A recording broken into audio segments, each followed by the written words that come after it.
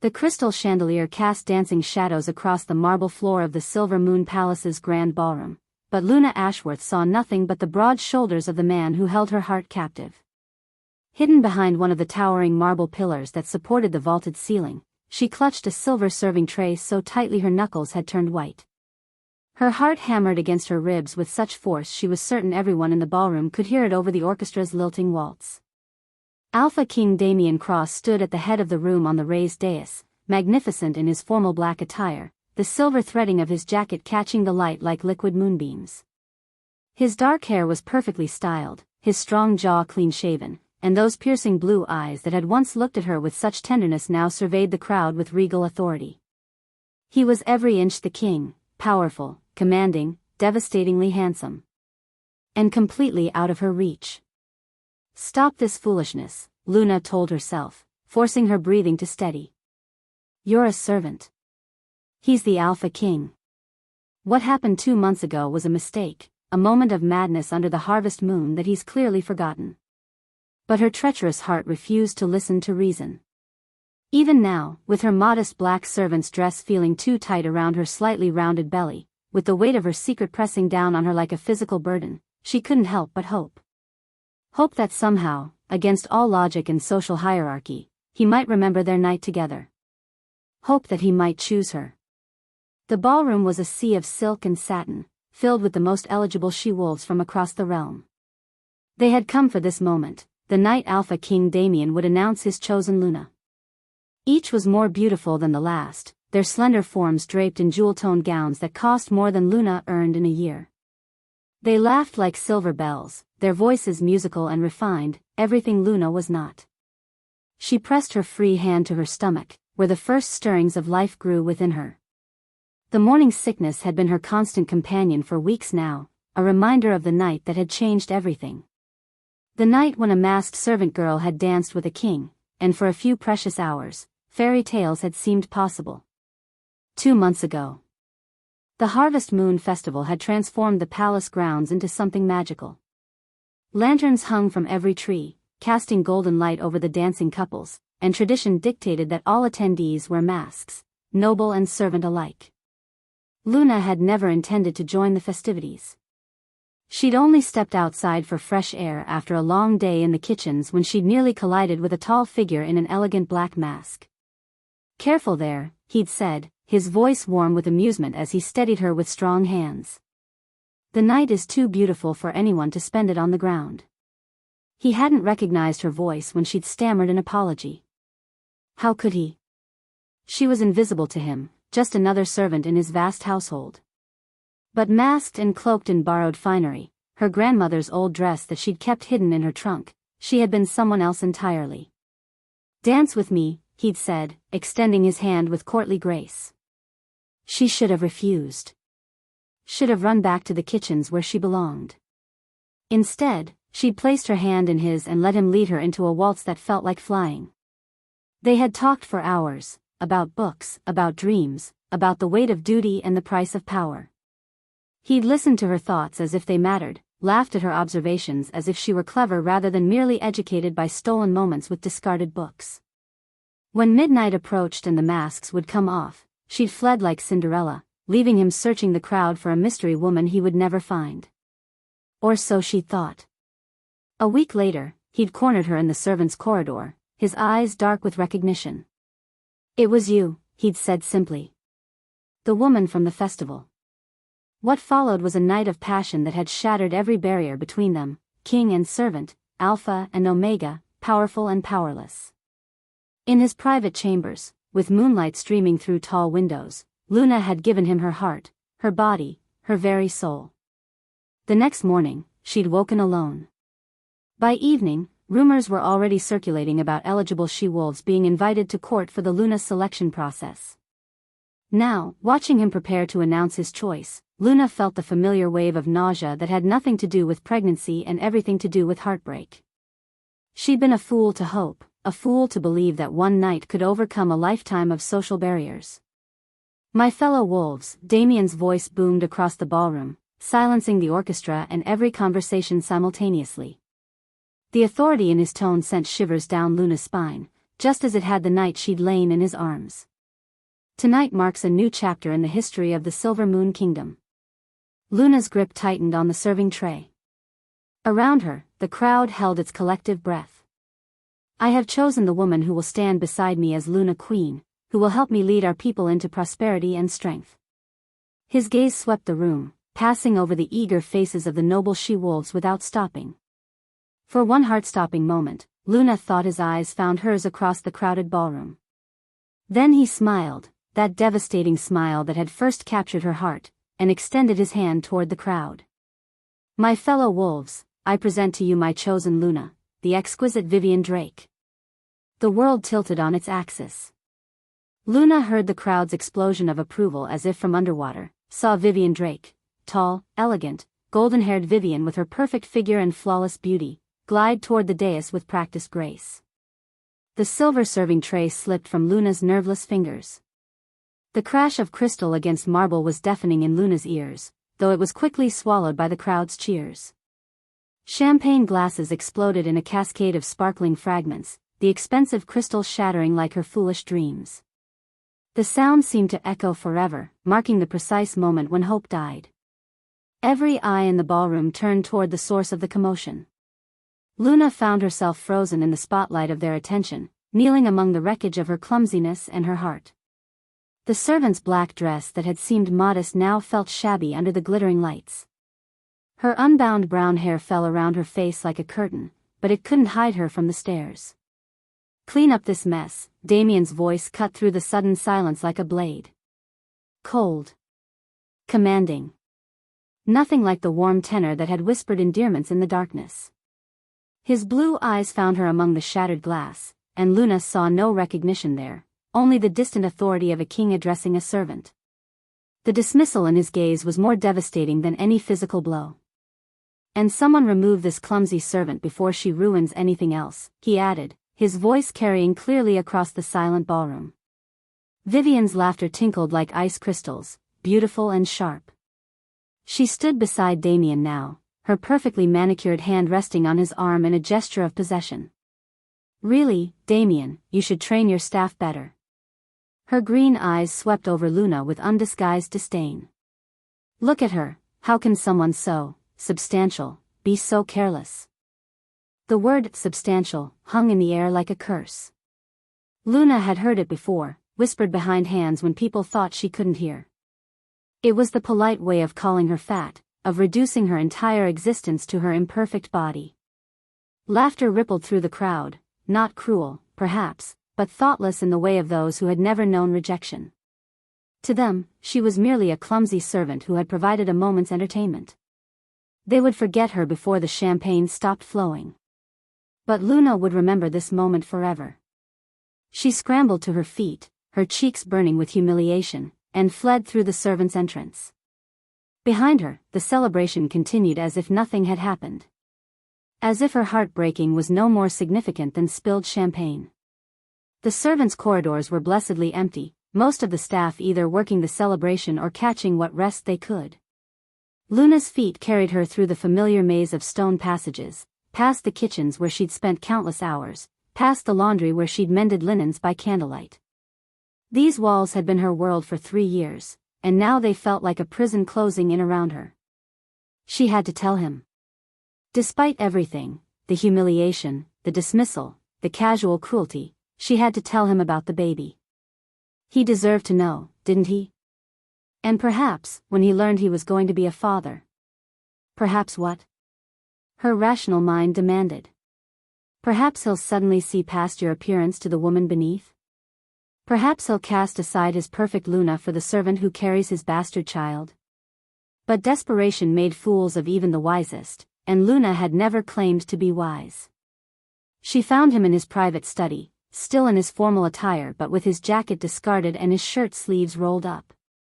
He stood with his back to the door, staring out the tall windows at the moonlit gardens. For a moment, she was transported back to that night 2 months ago when she'd watched him from his bed, memorizing every line of his powerful frame. "Your Majesty," she said quietly, not trusting her voice to be steady. He turned, and the expression on his face when he saw her made her wish she'd never come. Annoyance. Impatience. The look of a man interrupted by something beneath his notice. Luna. He didn't use her title, not Miss Ashworth, as protocol demanded, just her given name spoken like a burden. Shouldn't you be cleaning up your mess? The casual dismissal in his tone struck her like a physical blow, but she forced herself to stand straighter. She'd come this far, she would see it through. I need to speak with you, she said, her hands instinctively moving to her stomach. About what happened between us. Something flickered in his eyes, surprise, perhaps, or recognition. But it was quickly replaced by something colder. What happened between us? His voice was carefully neutral, but she caught the warning beneath it. The night of the harvest festival. In your chambers. One night? He cut her off, his voice rising slightly. You think one night of charity on my part means something? Charity. The word hit her like a slap, stealing the breath from her lungs. He moved closer, his blue eyes raking over her with an expression she'd never seen before, disgust mixed with something that might have been embarrassment. Look at yourself, Luna. Look at me. He gestured between them, highlighting the vast differences that she'd been fool enough to think love could bridge. You're an overweight Omega servant who can barely carry a tray without dropping it. I am the Alpha King. Even suggesting we had relations is an insult to my bloodline. Each word was a dagger, precisely aimed and expertly delivered. Luna felt something inside her chest crack and crumble, the last of her naive hope dying under the weight of his rejection. But the baby, she whispered, the words torn from her soul. Baby? His eyes sharpened, and for a moment she thought she saw fear beneath the anger. Then his expression hardened into something truly cruel. If you're carrying someone's bastard, don't try to pin it on me. I would never lower myself to. He stopped, shaking his head. This conversation is over. Vivian is everything a Luna should be, he continued, his voice gaining strength as if convincing himself as much as her. Elegant, refined, beautiful. You? His gaze traveled over her body with unconcealed revulsion. You're nothing but a fat kitchen wench who got ideas above her station. The clinical brutality of his assessment left her reeling. This was the man who had held her tenderly, who had whispered that she was beautiful in the moonlight, who had made her believe, if only for one night, that she was worthy of love. Pack your things, he said, turning back to the window as if she had already ceased to exist. You're no longer welcome in my palace. Luna's servant quarters were little more than a closet with a narrow bed and a single window that looked out onto the stable yard. She'd called it home for 3 years, but now it felt like a tomb. Her hands shook as she packed her few belongings into a worn canvas bag, a spare dress, her grandmother's hairbrush, the few books she'd managed to acquire over the years. The tears came then, hot and bitter, for the dreams she'd been fool enough to harbor and the child who would grow up fatherless because of her pride. She pressed her face into her hands and sobbed until her chest ached, mourning not just Damien's rejection but her own naivety. How had she convinced herself that their night together meant something?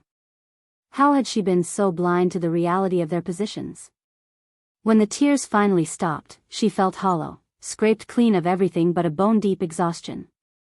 She reached for her grandmother's jewelry box, the one thing of value she owned, intending to pack it away. But as her fingers traced the familiar carved wood, she felt something shift beneath the velvet lining. A hidden compartment she'd never noticed before. With trembling fingers, she pressed against the slight rise in the wood until it clicked open, revealing a space no larger than her palm. Nestled inside was an ornate silver pendant unlike anything she'd ever seen.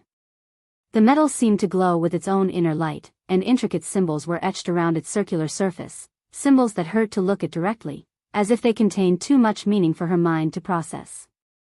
The moment her fingers touched the pendant, the world exploded into silver fire. Light blazed from the metal, so bright she should have been blinded, yet somehow she could see everything with perfect clarity. The shabby room, her tear-stained face in the cracked mirror, the very dust motes dancing in the air, all of it seemed suddenly, vibrantly alive. And through it all, a voice whispered directly into her mind, warm and ancient and achingly familiar, "The time of awakening draws near, daughter of the first Luna." The blood calls to blood, and what was lost shall be found again. Luna gasped, nearly dropping the pendant as the light faded and the voice fell silent. Her heart hammered against her ribs, and for a moment she wondered if grief had finally driven her mad. But the pendant remained warm in her palm, humming with a power that made her very bones ache with recognition. Daughter of the first Luna. What could that possibly mean?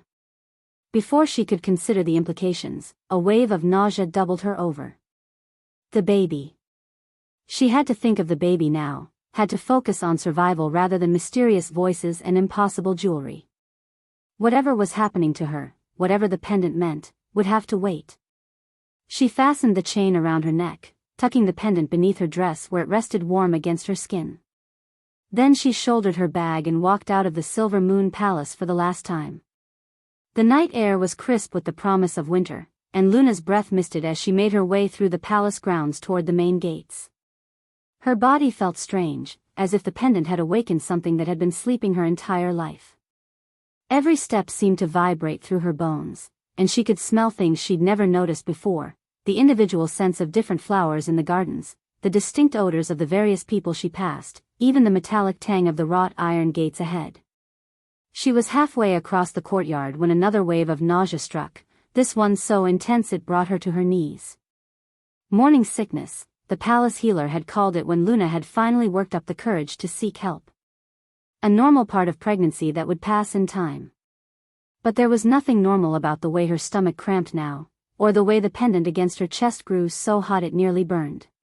She pressed one hand to her mouth and the other to her belly, struggling not to be sick on the pristine cobblestones. That's when she heard them. Howls in the distance, rising from the forbidden forest that bordered the palace grounds. But these weren't the familiar sounds of the palace guards, wolves, or even wild pack members. These howls were different, ancient, hungry, filled with a malevolence that made her newly awakened senses recoil in terror. The sound raised every hair on her body and sent her wolf into a frenzy of panic. Whatever was making those sounds, it was nothing natural, nothing that belonged in this world. As if summoned by her fear, a figure emerged from the treeline. An old woman stepped into the moonlight, moving with a grace that belied her apparent age. Her hair was silver white, flowing around her shoulders like liquid moonbeams, and her eyes were the pale silver of winter moonlight, ancient and knowing and impossibly deep.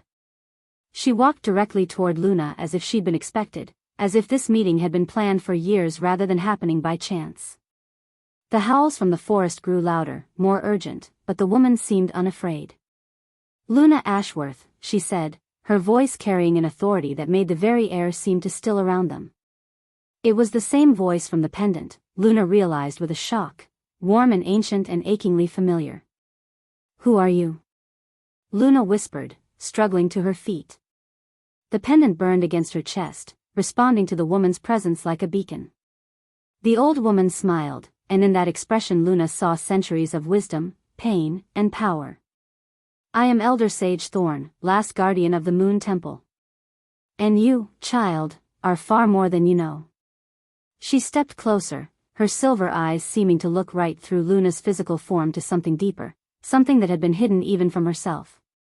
Your exile is not your ending, Sage Thorn said, her words carrying the weight of prophecy. It is your beginning. The blood of the original Luna runs in your veins, and the time has come to claim what was always yours. The howls from the forest reached a crescendo, and Luna felt something inside her chest respond, not fear, but recognition. Whatever was calling from those dark woods, it was calling to her. I don't understand, she breathed, but even as she spoke the words, some deep part of her did understand. The pendant, the voice, the strange new awareness singing in her blood, it was all connected, all part of something larger than her small, servant's life. Sage Thorn extended her hand, and Luna saw power crackling between her fingers like captured starlight. Come with me, daughter of Selene.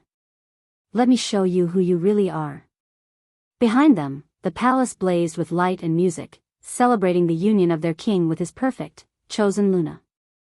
Ahead lay the forbidden forest and answers to questions Luna hadn't even known to ask.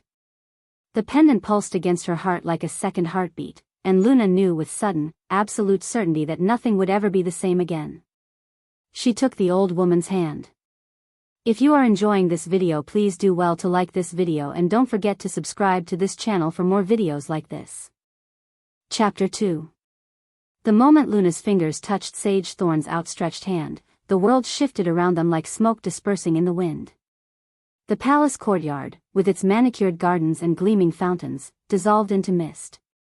The sounds of celebration, laughter, music, the clinking of crystal, faded until only the ancient howls from the forest remained, growing stronger with each step they took into the darkness.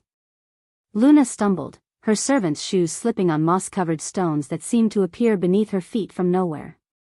But Sage Thorn's grip was steady, anchoring her to reality even as everything familiar fell away behind them. "Where are we going?"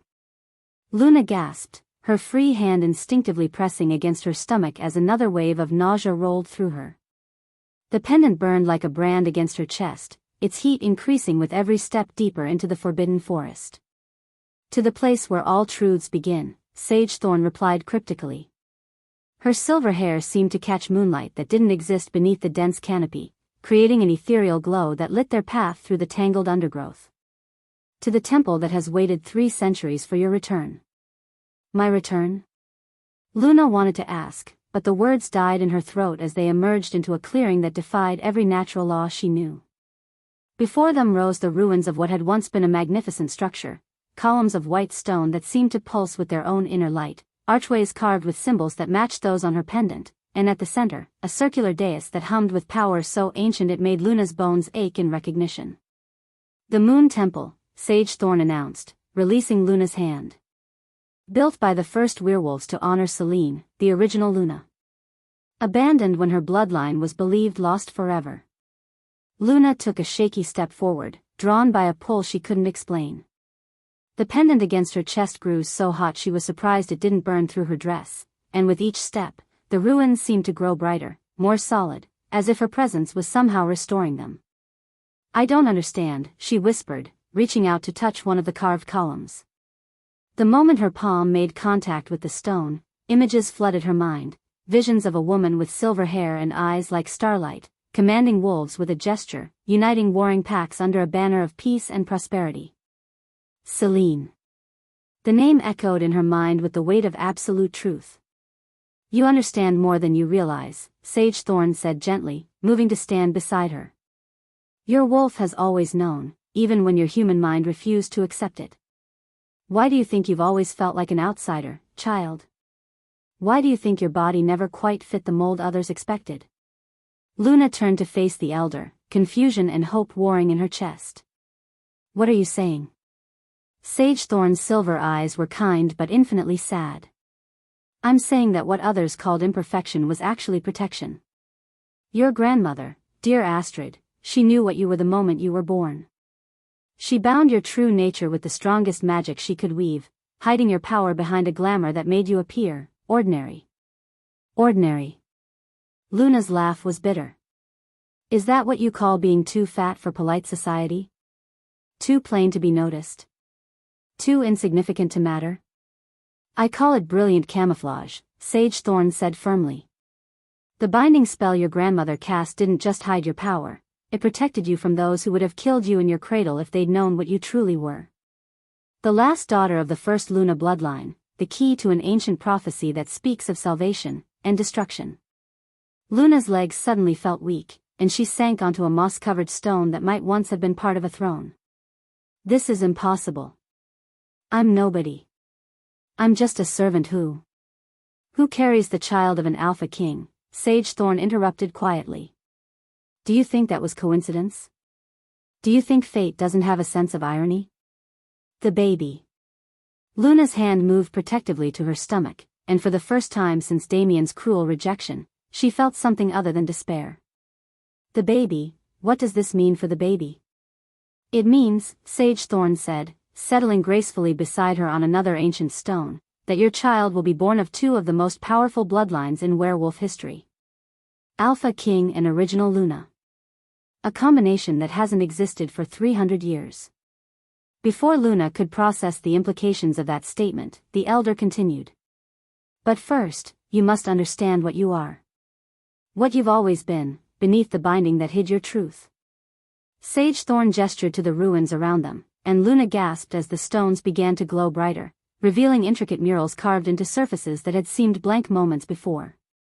The images told a story, a werewolf queen with silver hair commanding respect from all the packs, bringing peace to lands torn by war, her power so great that enemies cowered before her without a single blow being struck. Selene ruled for 60 years, Sage Thorn explained, her voice taking on the cadence of an oft-told tale. She united the scattered packs, established the kingdom laws that still govern today, and brought an era of prosperity unlike any seen before or since. But power like hers always attracts those who would corrupt it. The murals shifted, showing darker images, shadows creeping across the land, wolves with red eyes spreading corruption like a plague, and at their head, a figure whose very presence seemed to drain light from the world around him. Malachar, Sage Thorn spat, and Luna shivered at the venom in the elder's voice. Selene's mate, driven mad by jealousy and the whispers of dark magic. He believed that her power should be his to command, that as an alpha, he was naturally superior to any Luna, no matter how strong. Luna watched in horrified fascination as the murals showed a great battle, Selene standing alone against an army of corrupted wolves, her silver light clashing against waves of shadow and malice. She won, Sage Thorn continued, but at great cost. The battle tore apart the fabric of reality itself, creating rifts between our world and the shadow realm where dark magic reigns supreme. Selene used the last of her strength to banish Malachar and his followers to that realm, then sealed the rifts with her own life force. She died, Luna whispered, understanding flooding through her. She transcended, Sage Thorn corrected. Her physical form was sacrificed, but her essence, her power, her very soul, that lived on in her bloodline. Hidden, protected, waiting for the day when the seals would weaken and the darkness would try to return. Luna's pendant pulsed against her chest, and suddenly she understood why it had responded so strongly to her touch, why the voice she'd heard had seemed so familiar. The pendant contains a fragment of Selene's power, Sage Thorn confirmed. Your grandmother was Selene's direct descendant, and she passed that legacy to you. But the binding spell she cast to protect you came with a price. Your true nature could only be awakened by great emotional trauma, by a rejection so profound it shattered the magical barriers around your heart. Damien's words echoed in Luna's memory, you're nothing but a fat kitchen wench who got ideas above her station. At the time, they had destroyed her. Now, she realized they might have saved her. There's more, Sage Thorn said, rising and walking to the center of the circular dais. There's a prophecy, written in Selene's own hand just before the final battle. Would you like to hear it? Luna nodded, not trusting her voice. Sage Thorn raised her hands, and ancient words appeared in the air, glowing with silver fire. When darkness rises to consume all realms, when corruption spreads like poison through the hearts of kings, the true Luna shall emerge from shadow and shame. Rejected by pride, awakened by pain, she shall be reborn in moonfire. Through her, the scattered shall unite, the fallen shall rise, and the light shall triumph over the endless night. Rejected by pride, Luna repeated numbly. Awakened by pain. And reborn in moonfire, Sage Thorn finished. Tonight, child. Under the full moon that rises even now above the forest canopy. It's time to break the binding that has hidden your truth for 22 years. As if summoned by her words, the clouds parted overhead, revealing the full moon in all its silver glory. Its light poured down into the clearing like liquid starlight, and Luna felt something deep inside her chest begin to stir, something that had been sleeping her entire life. Will it hurt? She asked, though part of her already knew the answer. Sage Thorn's expression was compassionate but unyielding. Rebirth always does. But remember, you are not alone in this. Your child shares your blood, your power. Together, you are stronger than you could ever be apart. Luna stood on shaking legs and walked to the center of the dais. The moment her feet touched the ancient stone, power erupted around her like a geyser of silver flame. It started as warmth in her chest, where the pendant rested, then spread outward through her body like liquid fire. At first, it was bearable, like sinking into a hot bath after a long day. But then the real transformation began. Pain lanced through her as her body fought against 22 years of magical binding. Her bones felt like they were being reshaped from the inside out, her muscles stretching and strengthening, her very cellular structure rewriting itself according to a blueprint that had been hidden since birth. She screamed, not in fear, but in release. Every cruel word that had ever been spoken to her, every moment of self-doubt, every time she'd wished she could be someone else, it all poured out of her in that primal cry, burned away by the silver fire that consumed her from within. Her servant's dress disintegrated under the onslaught of power, but the flames that surrounded her provided modesty as well as transformation. She felt her body changing, excess weight melting away to reveal the strong, graceful form that had always been her birthright. Her dull brown hair lightened to silver-touched chestnut, and when she finally opened her eyes, she knew they would shine with the same starlight that had marked Selene herself. But more than the physical changes, she felt her wolf, truly felt her for the first time in her life. Not the weak, cowering creature that had hidden in the corners of her mind, but a powerful, magnificent being of silver and moonlight who had been waiting patiently for this moment of awakening. "We are one," her wolf whispered in her mind. "We are home." The transformation lasted only minutes, but when it was over, Luna was no longer the same person who had fled the palace in heartbreak and humiliation.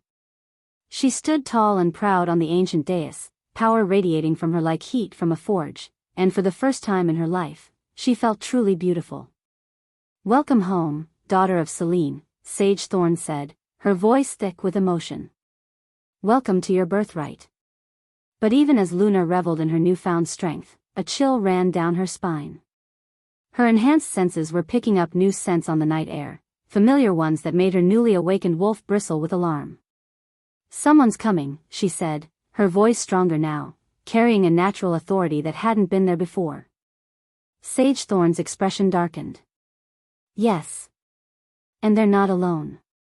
Luna could smell them now, Damien's distinctive scent of pine and power, Marcus's earthy loyalty, and several guards she recognized from the palace. But beneath those familiar odors lurked something else, something that made her skin crawl with instinctive revulsion. "What is that?" she whispered, her hand instinctively moving to protect her unborn child. "Shadow spawn," Sage Thorn replied grimly.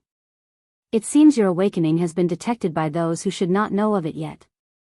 The dark sorceress who calls herself Vivian has wasted no time in sending her creatures to investigate." Luna's eyes widened with understanding. "Vivian is not what she appears to be, yes. She is Malakar's servant, sent to weaken the kingdoms from within by corrupting their leaders. And now she knows that the true Luna has awakened."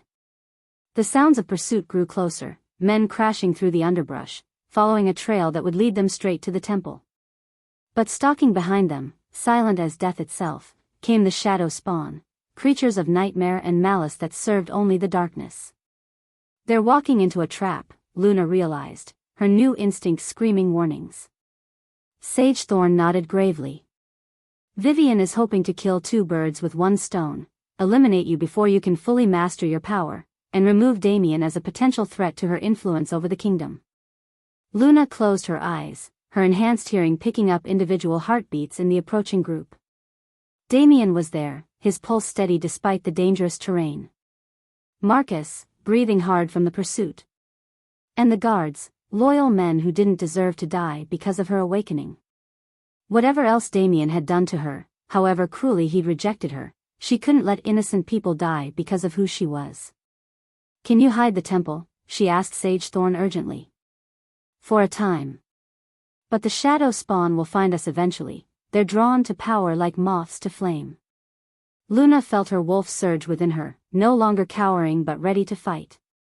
She was no longer the servant who had fled the palace in tears.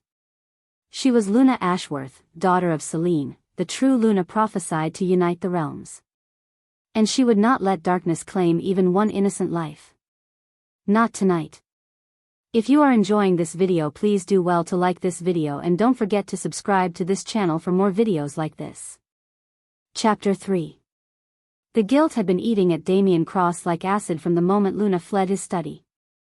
He stood at the window of his private chambers, still in his formal attire from the Luna announcement, watching the last of the celebration's lights flicker in the distance. Vivian had retired to her new quarters an hour ago with a satisfied smile that should have pleased him. Instead, it left him feeling hollow.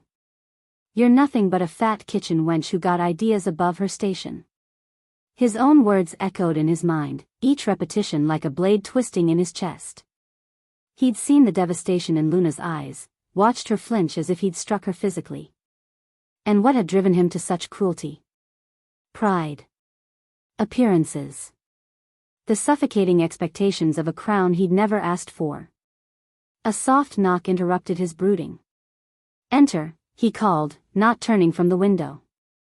"Your Majesty." Marcus Sterling's familiar voice carried a note of concern. His beta and oldest friend stepped into the room, his usual easy demeanor replaced by something darker. "We need to talk. If this is about the servant girl." "Her name is Luna," Marcus said quietly, but with an edge that made Damien finally turn to face him. "And yes, this is about her." "What the hell were you thinking?" Damien's jaw tightened. "I was thinking like a king. Like someone who understands the difference between duty and momentary weakness." Momentary weakness? Marcus's brown eyes flashed with anger, an emotion Damien rarely saw from his level-headed beta. "Is that what you call the night you came back from the harvest festival looking like you'd found religion? The night you spent 3 hours telling me about a mysterious woman who understood you like no one ever had?" "That was before I knew who she was," Damien snapped, but the words felt like ash in his mouth. "Before you knew she was someone you could dismiss without consequences, you mean?" Marcus stepped closer, his voice dropping to the tone he used when they were boys, before crowns and protocols came between them. "I saw how you looked at her tonight, Damien. Before you recognized her, when she was just another face in the crowd. You were looking for her." Damien wanted to deny it, but Marcus knew him too well. The truth was, he had been searching the ballroom all evening, his wolf restless and agitated, seeking something, someone, he couldn't quite identify. When his eyes had found Luna among the servants, for one heartbreaking moment, he'd felt complete.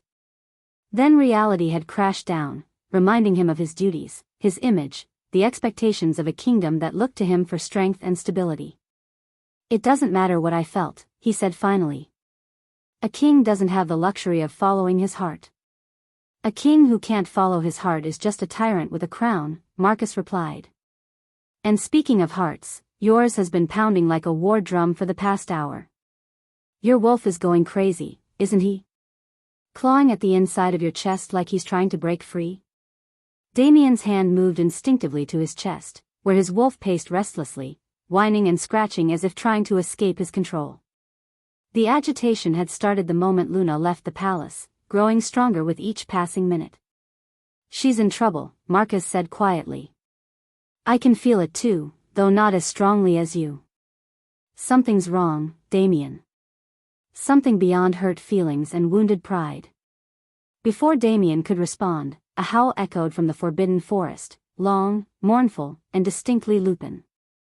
But there was something wrong with it, something that made both men's wolves bristle with primal alarm. "What the hell was that?" Damien muttered, moving to the window that faced the forest. More howls joined the first, creating a chorus that raised every hair on his body. "Nothing natural," Marcus said grimly. "Those aren't pack calls or territory markers. They sound hungry." Another wave of howls rose from the darkness, closer this time, and Damien's wolf nearly tore free of his control in response. The animal was frantic now, consumed by a need to run toward the forest, toward whatever danger lurked in those ancient trees. Toward Luna. She went into the forest, Damien realized, the certainty hitting him like a physical blow. "She's out there, alone, and something's hunting." "Your Majesty," Marcus said carefully, "I need you to think clearly about what you're suggesting. The Forbidden Forest has been off limits for 3 centuries for good reason.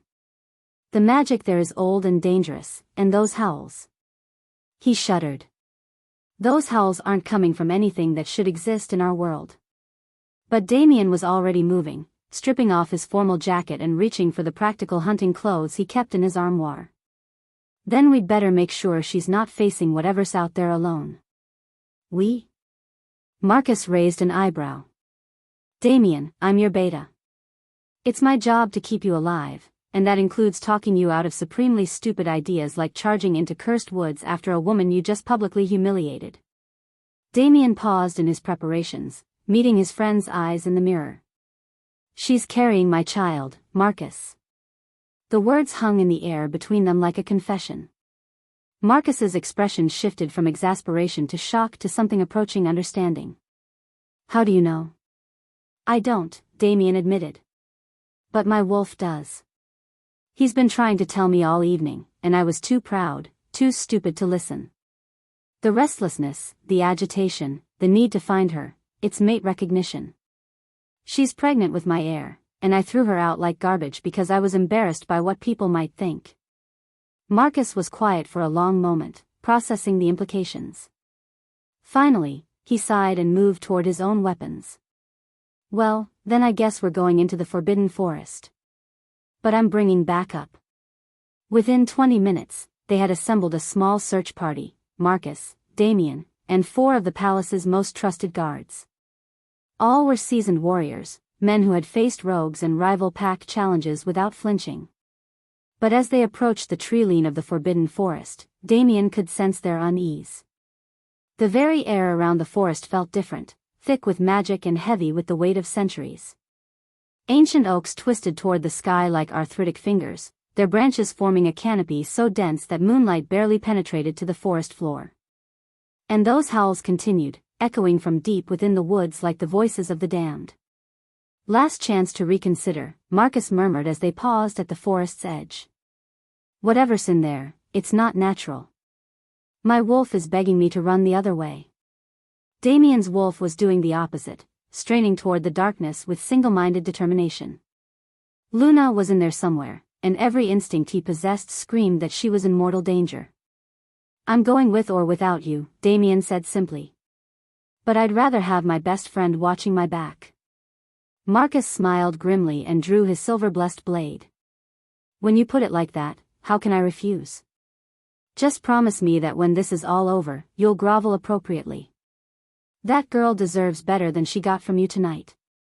They plunged into the forest, following the faint trail Luna had left, broken twigs, disturbed leaves, the lingering trace of her scent that only Damien seemed able to detect. The deeper they went, the more oppressive the atmosphere became. The normal sounds of a forest at night, owls hooting, small animals rustling through the undergrowth, the whisper of wind through leaves, were completely absent. It was as if the very woods were holding their breath. This is wrong, one of the guards muttered, his voice barely above a whisper. The stories my grandmother used to tell about this place, she said it was cursed. Said things lived here that shouldn't exist in the world of men. Your grandmother was a wise woman, Marcus replied quietly, his eyes scanning the shadows that seemed to move independently of any light source. Maybe we should have listened to those stories. They'd been walking for nearly an hour when Damien caught a new scent on the air, something clean and bright that cut through the oppressive atmosphere like a blade. Power. Ancient and feminine and achingly familiar. Do you smell that? He asked Marcus, who shook his head. Smell what? All I'm getting is decay and something else. Something that makes my wolf want to crawl into a hole and hide. Before Damien could explain, the attack came. They emerged from the shadows without warning, wolves, but not like any Damien had ever seen.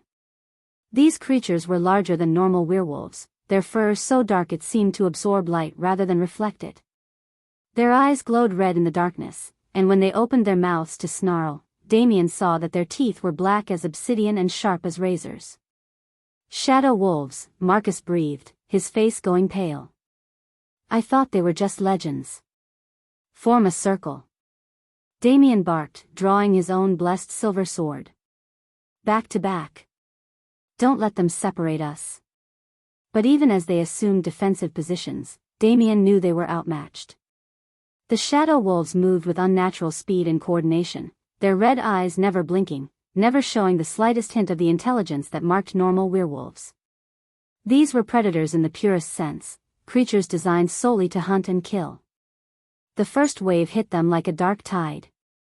Damien's sword sang through the air, catching one shadow wolf across the throat, but instead of blood, the creature bled darkness, a thick, oily substance that seemed to eat away at the silver blade. The wolf barely slowed, its wounds closing even as it pressed its attack. Around him, he could hear his men fighting desperately. Steel rang against claw and fang, and Marcus's voice rose above the chaos, calling out warnings and encouragement. But they were being overwhelmed. For every shadow wolf they wounded, two more seemed to emerge from the darkness. One of the guards screamed, a sound that cut off abruptly in a way that made Damien's blood run cold. Another followed moments later, and Damien realized with growing desperation that they were all going to die in this cursed forest, torn apart by creatures that shouldn't exist. His wolf raged against the certainty of defeat, not for himself but for Luna. If he died here, she would face whatever other dangers lurked in these woods alone. She would raise their child without ever knowing that he'd come to find her, that he'd realized his mistake too late to matter. A shadow wolf broke through his guard, its claws raking across his chest deep enough to draw blood. Damien stumbled backward, his foot catching on a twisted root, and found himself on his back with the creature looming over him, red eyes blazing with hunger. This was how it would end, then. Not in glorious battle defending his kingdom, but torn apart by nightmare creatures in a cursed forest, dying for a woman he'd been too proud to claim. The shadow wolf reared back, preparing to deliver the killing blow. And was suddenly engulfed in silver fire. The creature's howl of pain was like nothing Damien had ever heard, a sound that seemed to tear at the very fabric of reality. The silver flames consumed it completely, leaving nothing but ash that was quickly scattered by a wind that hadn't existed moments before. Damien rolled to his feet, staring in shock as more silver fire erupted throughout the clearing. The remaining shadow wolves shrieked and writhed as the flames touched them, their unnatural forms unable to withstand whatever power was being wielded against them. And then she appeared. A wolf unlike any Damien had ever seen stepped out of the darkness and into the clearing. She was massive, easily the size of an alpha, but with a grace and elegance that spoke of ancient bloodlines. Her fur was silver white, seeming to glow with its own inner light, and her eyes. Her eyes were the pale silver of starlight, ancient and knowing and infinitely powerful. The shadow wolves that had been systematically destroying Damien's party took one look at the silver wolf and fled, their red eyes wide with what could only be described as terror. In seconds, the clearing was empty except for Damien, Marcus, and the two guards who had survived the attack. The silver wolf stood perfectly still for a moment, those starlight eyes studying each of them in turn. When her gaze met Damien's, he felt something shift inside his chest, a recognition so deep it transcended conscious thought. Then the air around the wolf began to shimmer, and she began to change. The transformation was nothing like the painful, violent shift that normal werewolves endured. This was fluid, graceful, like watching moonlight take human form.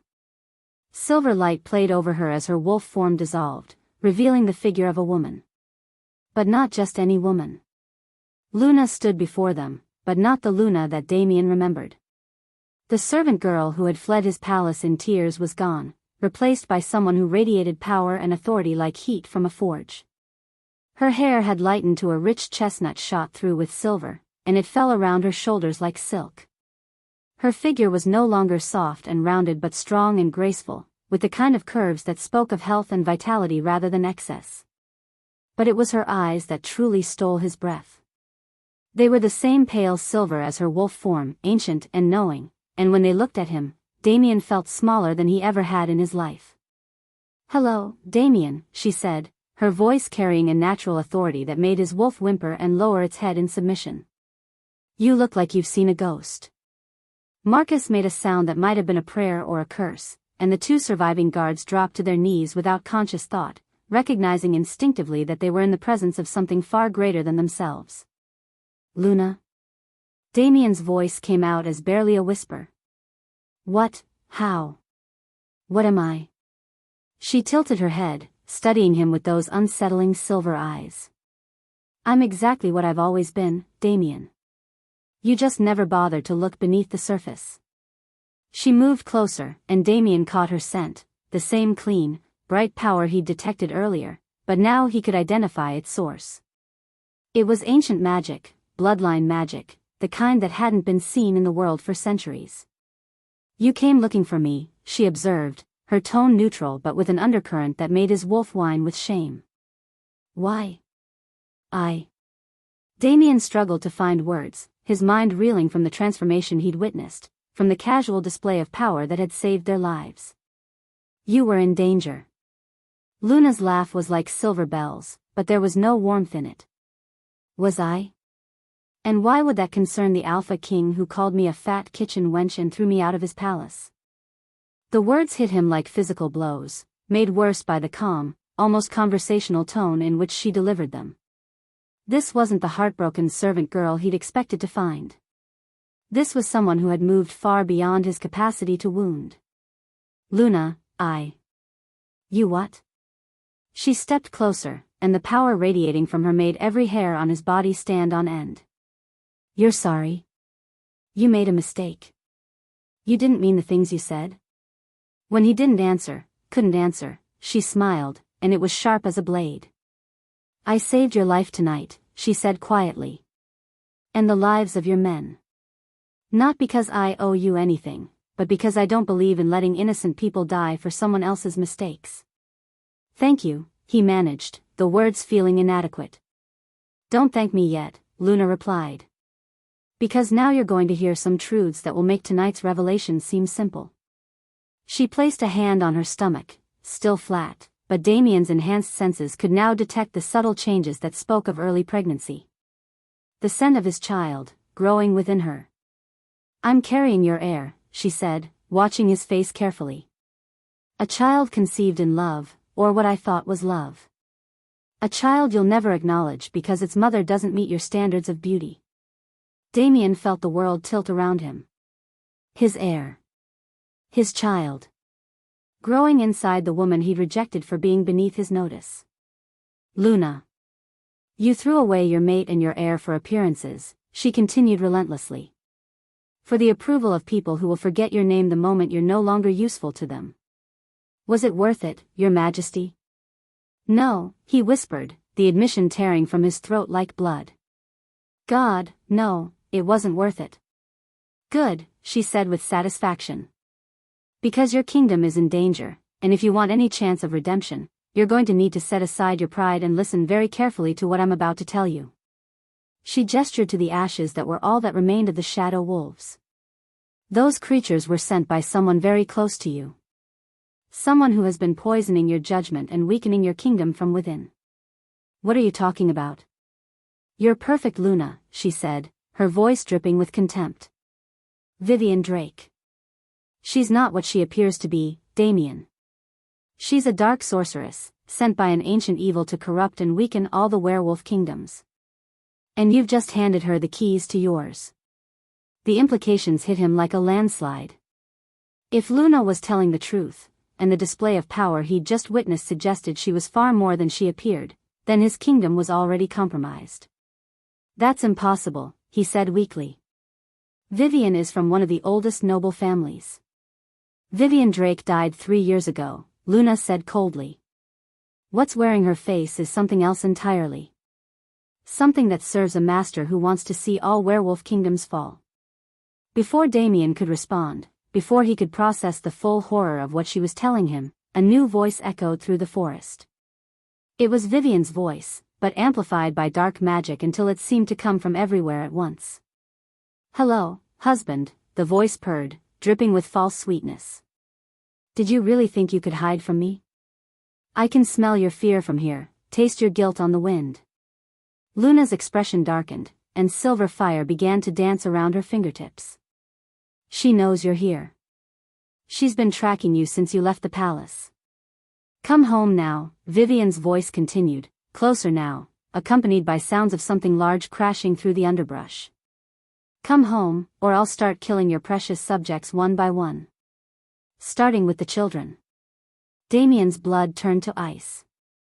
Whatever Vivian was, whatever she wanted, she had just threatened innocent lives. His people. His responsibility.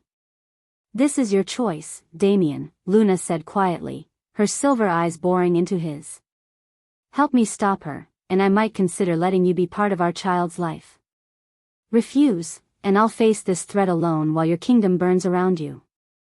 The sounds of pursuit were getting closer, accompanied by new howls, not the shadow wolves from before, but something even worse. And at the center of it all, Vivian's voice laughed with genuine delight. "Choose quickly," Luna advised, silver fire now wreathing her entire form. "Because ready or not, she's almost here." If you are enjoying this video, please do well to like this video and don't forget to subscribe to this channel for more videos like this. Chapter 4. The journey back to the Silver Moon Palace was a nightmare of barely controlled terror. Vivian's voice had echoed through the Forbidden Forest 3 more times, each message more chilling than the last. The final transmission had been the worst, the sound of children crying, followed by her honeyed voice promising that their tears were just the beginning. "She has the entire noble quarter under some kind of spell," Marcus reported as they approached the palace grounds. He'd sent his fastest scouts ahead while Luna, Damien, and the surviving guards made their way through the forest. "The reports are disturbing." Luna felt her newly awakened power coiling in her chest like a living thing, responding to the dark magic that had settled over the palace like a poisonous fog. Even from a distance, she could see it, a sickly green aura that clung to the white stone walls and twisted the very air around the building into unnatural shapes. "Tell me," Damien commanded, his voice tight with barely controlled rage. "Lady Catherine's children are missing," Marcus said quietly. "Lord Wellington collapsed during dinner and hasn't woken up. The kitchen staff report that Vivian has been different since you left. Giving orders like she's already queen, demanding absolute obedience. And the guards? Half of them are acting like they're drunk or drugged. The other half are too terrified to speak. Whatever she's done to them, it's spreading fast." Luna closed her eyes, extending her supernatural senses toward the palace. What she found made her stomach turn. The dark magic wasn't just influencing people, it was feeding on them, slowly draining their life force to fuel whatever spell Vivian was weaving. "She's preparing something," Luna said, opening her eyes to find both men watching her intently. "Something that requires a lot of power. She's using your people as a battery, Damien." The Alpha King's face went white. "How long do they have?" "Hours, maybe less." Luna looked at the palace, calculating distances and magical barriers. "I can get inside without being detected, but once I'm there." "You're not going in alone," Damien said firmly. "Yes, I am." Luna's voice carried the ring of absolute authority, and she saw both men's wolves react instinctively to her dominance. "Your presence will trigger every alarm she has. She expects you to come charging in like an angry alpha, all teeth and claws.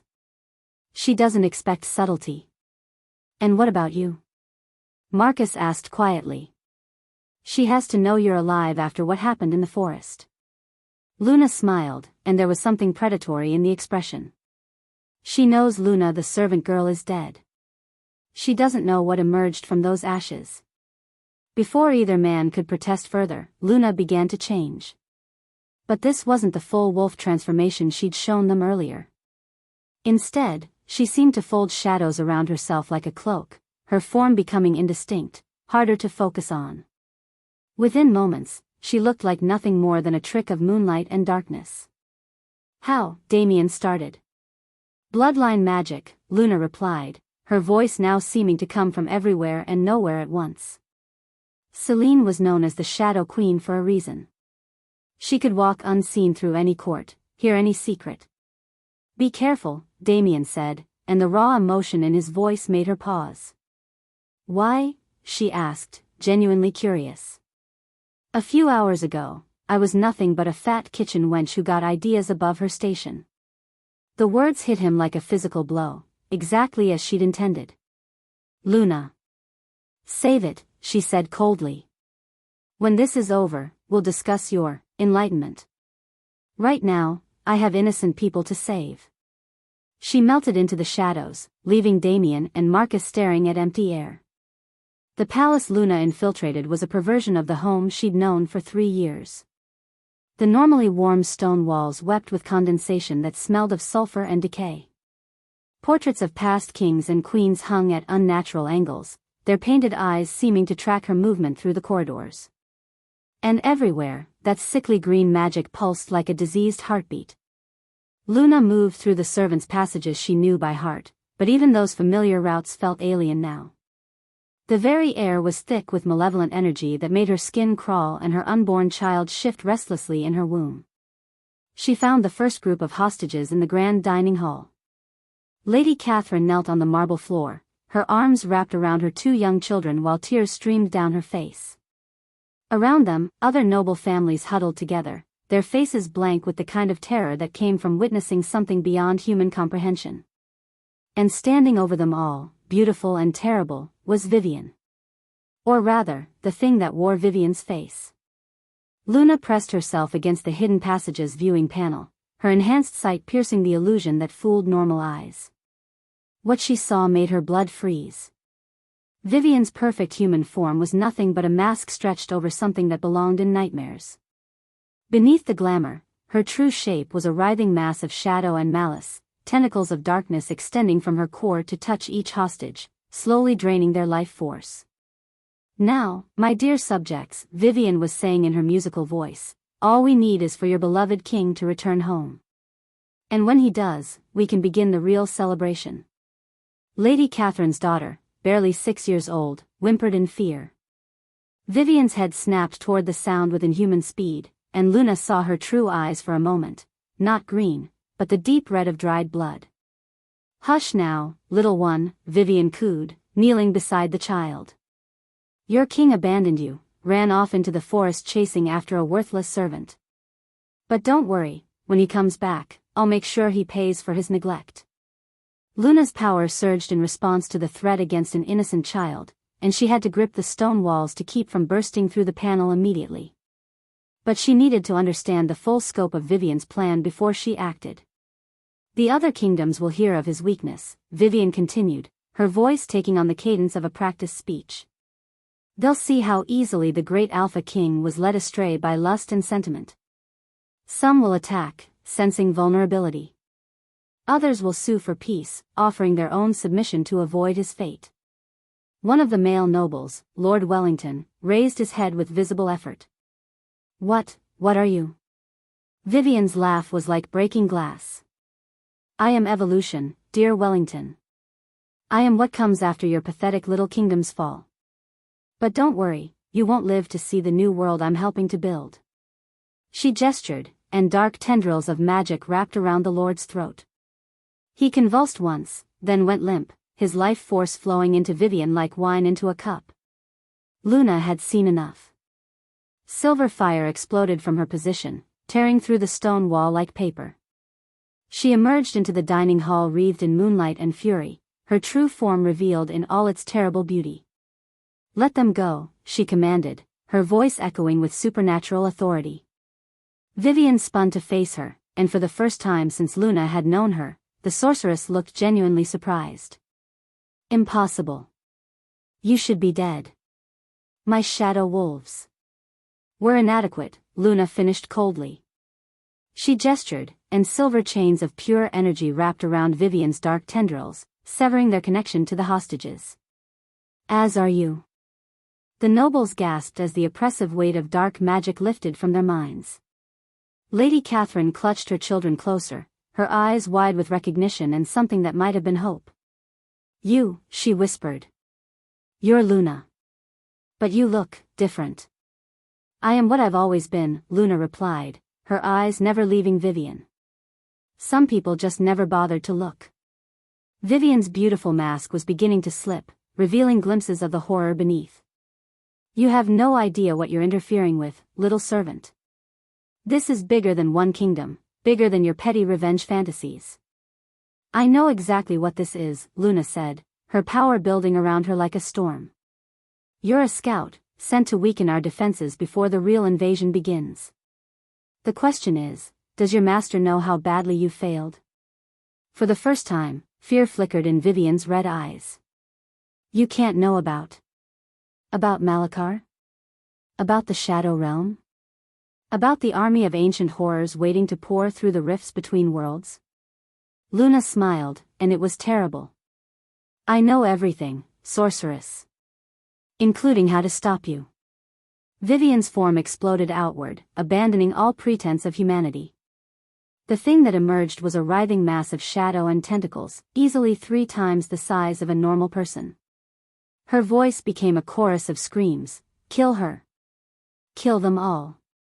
The very walls responded to her command, stone cracking and reforming into grotesque shapes that reached for the hostages with grasping claws. But Luna was faster.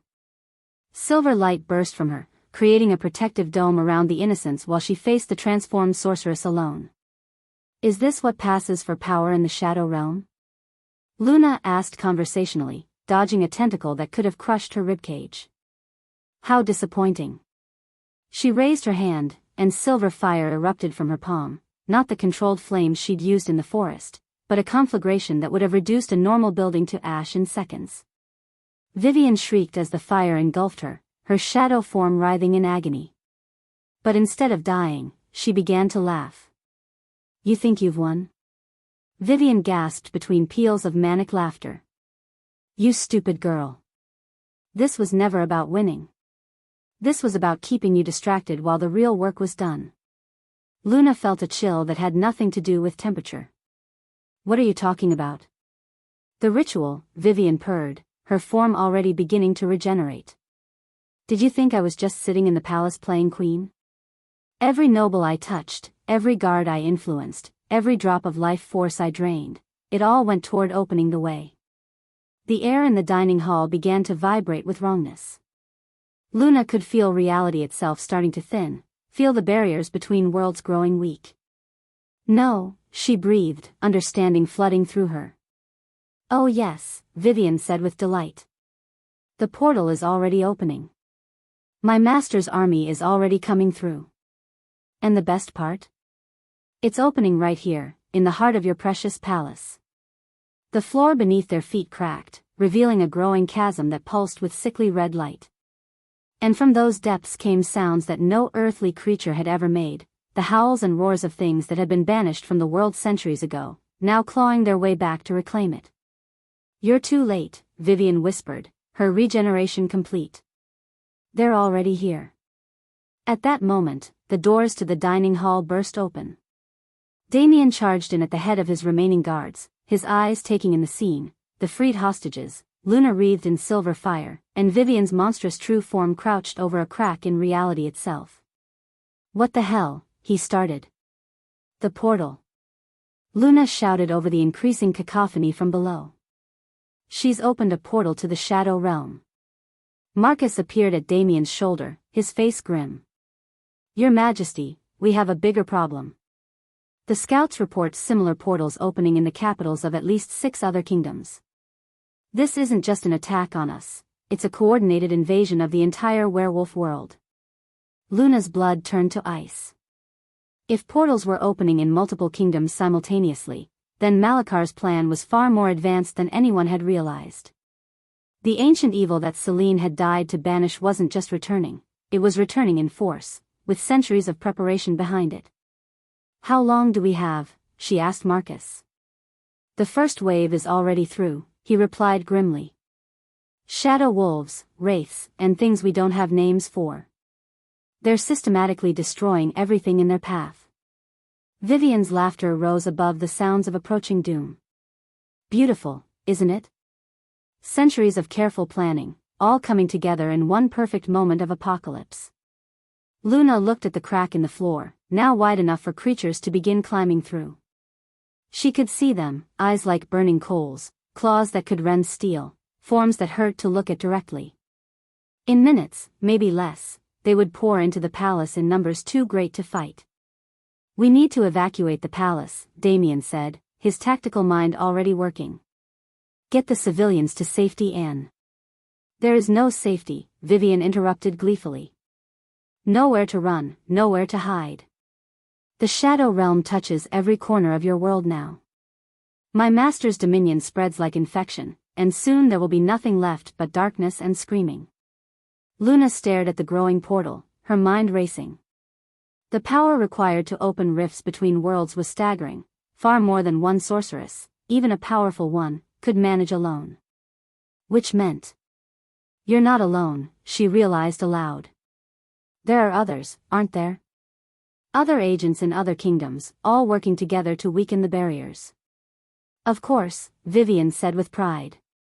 Did you think my master would trust something this important to a single operative? We've been preparing for centuries, child. Infiltrating, corrupting, weakening. And now, when the kingdoms should be uniting against the threat, they're too busy fighting their own internal battles to mount an effective defense. The first shadow creature hauled itself out of the portal, a thing like a wolf crossed with a spider, all wrong angles and too many joints. It looked around the dining hall with eyes like holes in reality, then let out a howl that shattered every piece of glass in the room.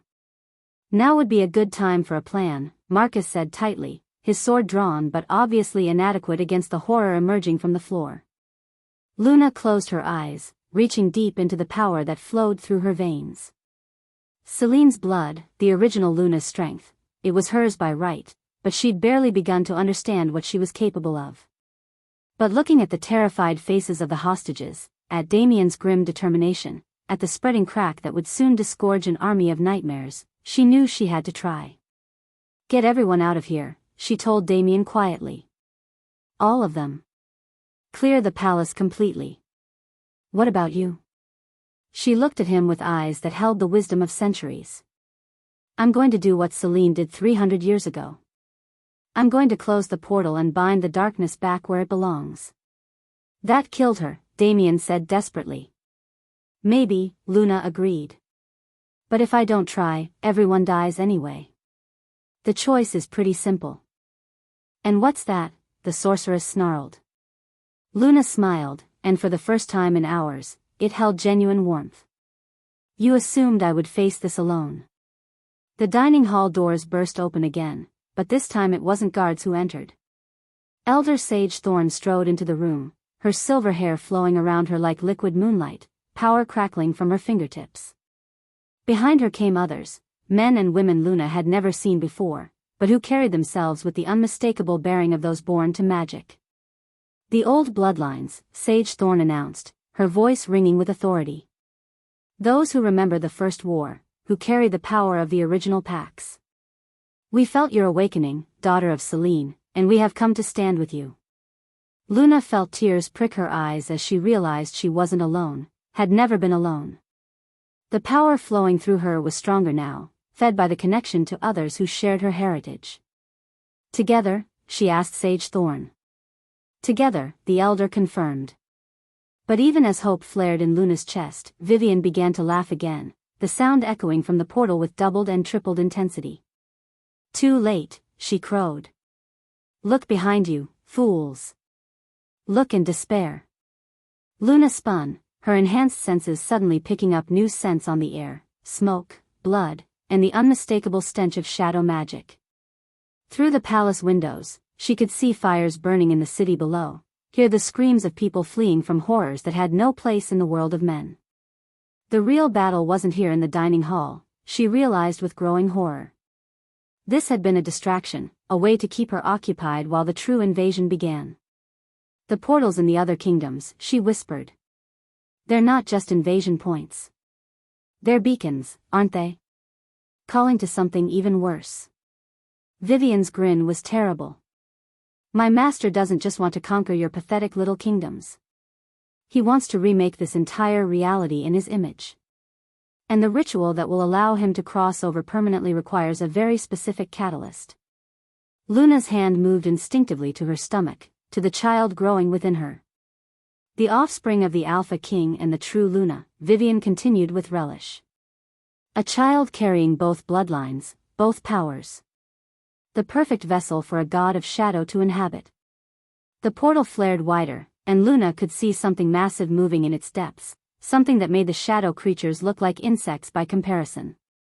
Red eyes the size of dinner plates stared up at her from the darkness, and when they blinked, the very air in the dining hall grew cold. He's coming, Vivian whispered with reverent joy. Malachar rises, and this world falls. The age of shadow begins now. If you are enjoying this video, please do well to like this video and don't forget to subscribe to this channel for more videos like this. Chapter 5. The massive red eyes in the portal blinked again, and Luna felt reality itself shudder in response. Whatever was down there, Malachar, his presence was already beginning to warp the physical world around them.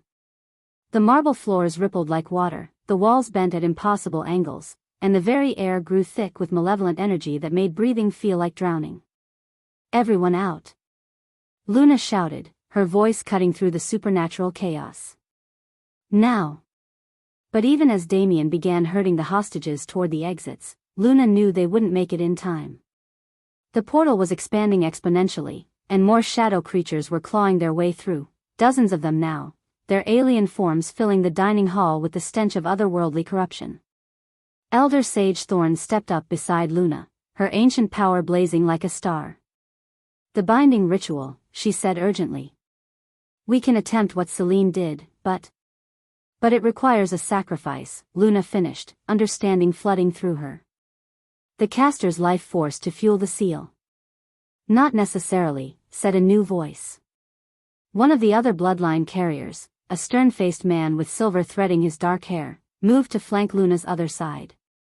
"If we link our power together, share the burden, we might all survive," added a woman whose eyes held the same ancient wisdom as Sage Thorn's. "Or we might all die together. But the portal will close either way."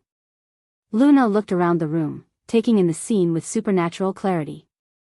Damien was trying to evacuate the civilians while fighting off shadow creatures with nothing but steel and determination. Marcus covered the retreat, his sword singing through the air as he held the line. The bloodline carriers formed a loose circle around the expanding portal, their combined power the only thing keeping the larger horrors from emerging. And in her womb, she felt her child, Damien's child, stirring restlessly, as if sensing the danger that surrounded them. "Do it," she said firmly. "Link with me." "Luna," Damien's voice carried across the chaos as he looked back at her. "Get them out of here," she shouted back. "This is bigger than any of us now." She closed her eyes and reached out with her newly awakened senses, feeling for the threads of power that connected her to the others. When she found them, the sensation was like touching live lightning, painful and exhilarating at the same time. Sage Thorn's power felt like ancient mountains, solid and enduring. The stern man's energy crackled with the fury of storms, while the woman's magic flowed like deep rivers, patient and inexorable. And beneath it all, Luna felt something else, other bloodline carriers throughout the kingdom, throughout the world, all awakening to the crisis and adding their strength to hers. "We are not alone," she realized with wonder. "We never were." "The incantation," Sage Thorn said, her voice taking on the formal cadence of ritual magic. "Speak with us, daughter of Selene. Speak the words that will bind the darkness." Luna opened her mouth, and words poured out, not in any language she consciously knew, but in the tongue of the first wolves, the ancient speech that predated human civilization. The others joined their voices to hers, and the sound rose above the chaos like a song of pure power. The portal responded immediately, its expansion halting as silver fire began to race around its edges. The shadow creatures already shrieked in pain as the binding magic touched them, their forms beginning to dissolve back into the nothingness from which they'd come.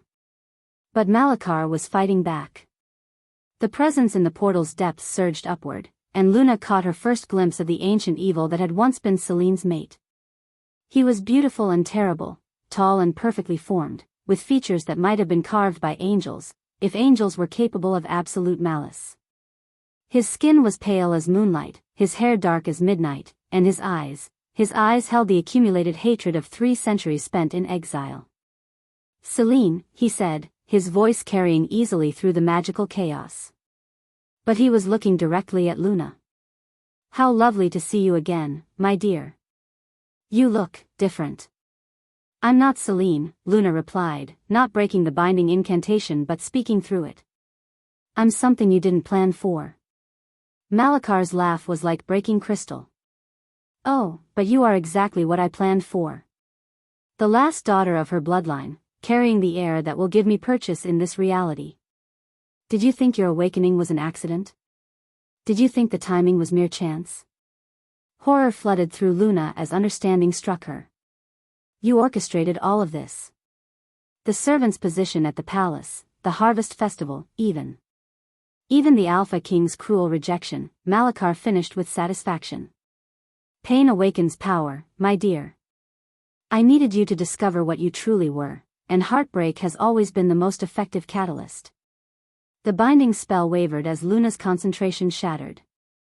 Around the portal's edge, the silver fire dimmed, and more shadow creatures began pushing through. Focus.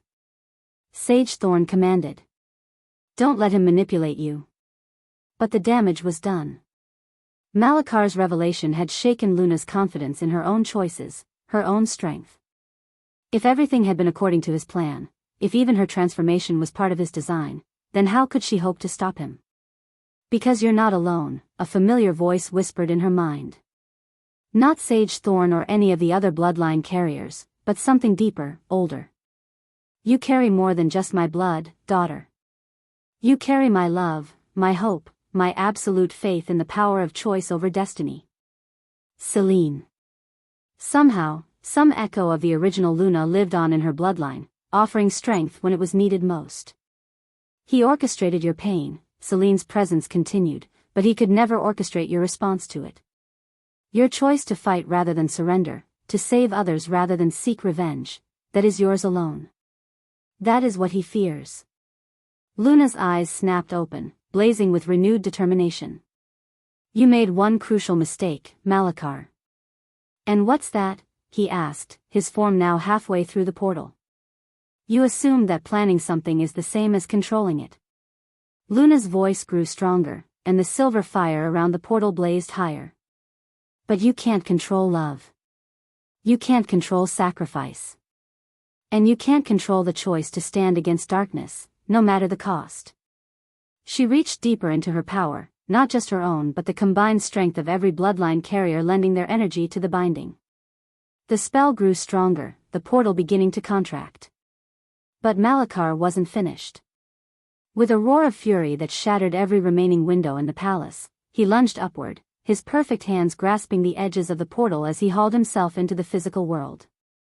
If I cannot enter as a conqueror, he snarled, his beautiful face twisted with rage, then I will enter as a destroyer. Dark energy exploded outward from him, a wave of pure malevolence that sent everyone in the dining hall staggering. Luna felt her unborn child convulse in her womb, and terror greater than any she'd ever known flooded through her. The baby, she gasped, one hand moving to her stomach. He's trying to corrupt the child from within, Sage Thorn said urgently. Force a premature awakening of its power so he can claim it before birth. Luna could feel it happening, her child's supernatural abilities stirring far too early, responding to Malachar's call. If she didn't do something immediately, she would lose not just her own life but her baby's soul. Damien, she called desperately. The Alpha King was at her side in an instant, his face pale with fear. What do you need? Your strength, she said, grabbing his hand. Your power as an alpha, your bond as the father. Help me shield our child. Without hesitation, Damien poured his own supernatural energy into her, his alpha dominance wrapping around their unborn baby like armor. The child's distress eased, but Luna knew it was only a temporary reprieve. The binding spell, she said to the bloodline carriers. We have to complete it now, while he's still partially in the portal. The power required, the stern-faced man began. Will kill us all, Luna finished. I know. But if we don't try, he'll succeed in corrupting my child, and then he won't need a portal. He'll have a vessel right here in our world. She looked around at the faces of her allies, ancient, wise, determined. These were people who had lived with the knowledge of this day for centuries, who had prepared their entire lives for one moment of absolute choice. For the light, Sage Thorn said simply, raising her hands. For the future, added the stern man. For love, said the woman with river-deep eyes. For our child, Damien said, his hands still clasped in Luna's. Together, they spoke the final words of the binding, pouring everything they had into the spell. Luna felt her life force flowing out of her like water from a broken dam, felt her strength being consumed by the magic required to seal a rift between worlds. But it was working. The portal contracted violently, its edges racing inward toward Malachar's partially emerged form. He realized what was happening and tried to retreat, but the binding spell held him fast. "This isn't over," he screamed as the portal collapsed around him. "I will return. I will claim what is mine." "Not in this lifetime," Luna whispered, and spoke the final word that sealed the rift forever. The portal snapped shut with a sound like thunder, leaving only smooth marble where the crack in reality had been. The shadow creatures still in the dining hall shrieked once and dissolved into nothingness, their connection to their master severed. Silence fell over the room like a blanket. Luna swayed on her feet, her vision graying at the edges. The binding spell had taken almost everything she had, and she could feel her body beginning to shut down from the strain. "Luna!" Damien caught her as she collapsed, his strong arms the only thing keeping her from hitting the floor. "The baby," she whispered urgently. "Is the baby safe?" Sage Thorn assured her, placing a gentle hand on Luna's stomach. "Tired, but safe. The corruption didn't take hold." Luna closed her eyes in relief, then forced them open again. "The other portals? The other kingdoms?" "Closing," the stern man reported, his own face drawn with exhaustion. "The binding we performed here created a cascade effect. Without Malachar to anchor them, all the rifts are collapsing." "We did it," the woman with river eyes said wonderingly. "We actually did it." But Luna wasn't ready to celebrate yet. Something felt wrong, incomplete. The binding spell had worked, yes, but he's not dead, she realized aloud. Trapped, but not dead. And if he survived 300 years in exile before, then he can do it again, Sage Thorn finished grimly. "This isn't an ending, child. It's a reprieve." Before anyone could respond to that sobering thought, Marcus burst through the dining hall doors, his face flushed with excitement and exhaustion. "Your Majesty," he said to Damien, "you need to see this. The reports from the other kingdoms, they're not all bad news." "What do you mean?" Damien asked, still supporting Luna's weight. Marcus grinned, and for the first time in hours, it was an expression of genuine joy. "The attacks awakened more than just our bloodline carriers. There are people emerging all over the continent, wolves with power we haven't seen in generations, old families remembering ancient oaths, entire packs declaring their loyalty to the true Luna." He gestured toward Luna, who was slowly regaining her strength. "Word of what you did here tonight is spreading faster than wildfire. They're calling you the savior of the realms, the second coming of Selene herself." "I'm not Selene," Luna protested weakly. "No," Sage Thorn agreed, helping her to stand on her own. "You're something better. You're Luna Ashworth, who chose love over revenge, sacrifice over safety, unity over isolation. And that choice has awakened something in our people that has been sleeping for far too long." Through the shattered windows of the dining hall, Luna could hear voices rising from the city below, not screams of terror now, but songs of celebration. The shadow creatures were gone, the portals were closed, and the immediate threat was over. But as she listened to the voices of her people celebrating their salvation, Luna felt a chill that had nothing to do with the night air. Malachar's final words echoed in her mind, "I will return. I will claim what is mine." The ancient evil was contained, not destroyed. And somewhere in the spaces between worlds, he was already planning his next move, his next attempt to claim the child that would give him power over all reality. The war was won, but the battle for her baby's soul had only just begun.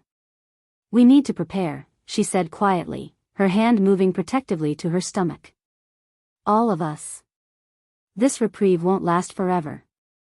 Damien's arm tightened around her waist, and she could feel his determination through their bond. "Then we'll be ready for him," he said simply. "Whatever it takes." Luna leaned into his strength and looked out at the city she had helped save, at the people who were already looking to her for leadership. She thought of the child growing within her, of the power that flowed through her veins, of the responsibility that came with being the last daughter of the original Luna bloodline. The hardest battles still lay ahead, she knew. But for the first time since this all began, she was no longer afraid. After all, she was no longer fighting alone. If you are enjoying this video, please do well to like this video and don't forget to subscribe to this channel for more videos like this. Chapter 6. 3 days had passed since the portals closed, and Luna still felt the echo of Malakar's presence in her bones.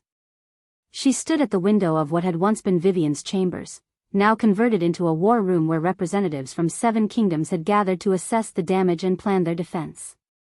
The reports were sobering. While the immediate threat had been contained, the shadow creature's brief rampage had left scars across the continent. Entire villages evacuated, noble bloodlines scattered, ancient protections broken. And through it all, Luna couldn't shake the feeling that they were missing something crucial. The Eastern Kingdoms report strange dreams, Marcus was saying, his finger tracing routes on a massive map spread across the table. Nightmares, really. Images of shadow and flame, voices calling in languages that predate recorded history. Alpha Thornfield of the Northern Reach, a grizzled man whose pack lived closest to the ancient battlegrounds, nodded grimly. My people have been experiencing the same. Children waking up speaking words they shouldn't know, adults finding symbols carved into trees that weren't there the day before. He's still reaching out, Luna said quietly, her hand moving instinctively to her stomach. At 12 weeks now, her pregnancy was beginning to show, and she could feel the baby's supernatural abilities growing stronger each day. The binding we created weakened his connection to our realm, but it didn't sever it completely. Damien looked up from the intelligence reports he'd been reviewing. Over the past 3 days, he'd thrown himself into the role of coordinator and strategist, as if constant motion could somehow atone for his earlier blindness. The transformation in him was remarkable. Gone was the proud, appearance-obsessed king, replaced by a leader who genuinely cared about protecting his people. "What are you thinking?" he asked Luna, and she could hear the trust in his voice, trust she was still learning to accept. Before she could answer, Elder Sage Thorn entered the war room, her ancient features drawn with exhaustion. She'd been working tirelessly since the portal's closure, using her knowledge of the old magics to strengthen the barriers between worlds. "I've completed the analysis of the residual energies," she announced without preamble. "The news is complicated." Luna felt her stomach drop. "Tell us." Sage Thorn moved to the map, her finger pointing to 7 locations marked with red ink. These were the sites of the major portals. Even though they're closed, they've left what I can only describe as thin spots in reality. Places where the boundary between our world and the shadow realm is still fragile. "How fragile?" Alpha Thornfield asked. "Under normal circumstances? Not enough to matter. But if someone were to apply sufficient pressure from the other side, particularly during times of celestial alignment." Sage Thorn's expression grew even more grave. "The next convergence of the 3 moons is in 6 months. If Malakar has found a way to concentrate his remaining power, he could break through again," Luna finished, understanding flooding through her. "And this time, he won't need multiple portals or elaborate preparations. Just one focused assault on a weakened point." The room fell silent as the implications sank in. They had 6 months to find a permanent solution, or face an enemy who would be even more desperate and dangerous than before. "There is one option," Sage Thorn said reluctantly. "A way to seal the Shadow Realm permanently, ensuring that no portal could ever be opened again." Luna's enhanced senses picked up the elder's emotional state, grief, resignation, and deep, abiding sorrow. "What's the cost?" she asked, though part of her already knew. "The ritual requires a direct connection to the original Luna bloodline," Sage Thorn explained, her voice carefully neutral. "The caster must willingly enter the space between worlds and use their life force to reinforce the barriers from the inside. It's not a journey one returns from." "No." Damien's voice cut through the room like a blade. "Absolutely not." "You don't understand," Luna said quietly, her mind already racing through the implications. "If I don't. If you don't, we'll find another way." Damien stood, his alpha dominance filling the room. "I won't lose you. Not again. Not ever." Luna felt a warm flutter in her chest at his words, but she forced herself to think logically. What about the baby? The child would be the perfect vessel for Malakar if he breaks through again. At least this way. This way, you're both dead, and he wins anyway, Marcus interrupted, his usual diplomatic calm cracking. Luna, you're not thinking this through. I'm thinking about saving millions of lives. Luna snapped, her own power rising in response to the emotional turmoil. The windows rattled, and several of the Alpha's wolves whined in submission. This isn't about what I want or what any of us want. This is about doing what's necessary. What's necessary, said a new voice from the doorway, is remembering that strength comes from unity, not sacrifice. Alpha Reginald Blackwood entered the war room, flanked by two other pack leaders Luna didn't recognize. The elder Alpha's presence was commanding but warm, and she could sense immediately that he was someone who had earned his authority through wisdom rather than force. Forgive the interruption, Blackwood continued, but we couldn't help overhearing the discussion. And I'm afraid I have to disagree with the premise. With all due respect, Alpha Blackwood, Sage Thorn said stiffly, you don't understand the magical requirements. I understand them perfectly, Blackwood replied calmly. My grandmother was Elena Blackwood, one of the bloodline carriers who fought beside Celine 3 centuries ago. The knowledge of the old rituals has been passed down through my family for generations. He moved to the map, pointing to the 7 red marks. The ritual you're describing, the permanent sealing, was indeed used once before. But it wasn't performed by a single caster making the ultimate sacrifice. It was accomplished by dozens of bloodline carriers working in perfect harmony, sharing not just their power but their life force. Luna felt hope stir in her chest. You're saying it's possible to perform the ritual without anyone dying? I'm saying it's possible if we have enough volunteers willing to share the burden, Blackwood clarified. The power required is enormous, but distributed among many casters, each person would only need to contribute a portion of their life force.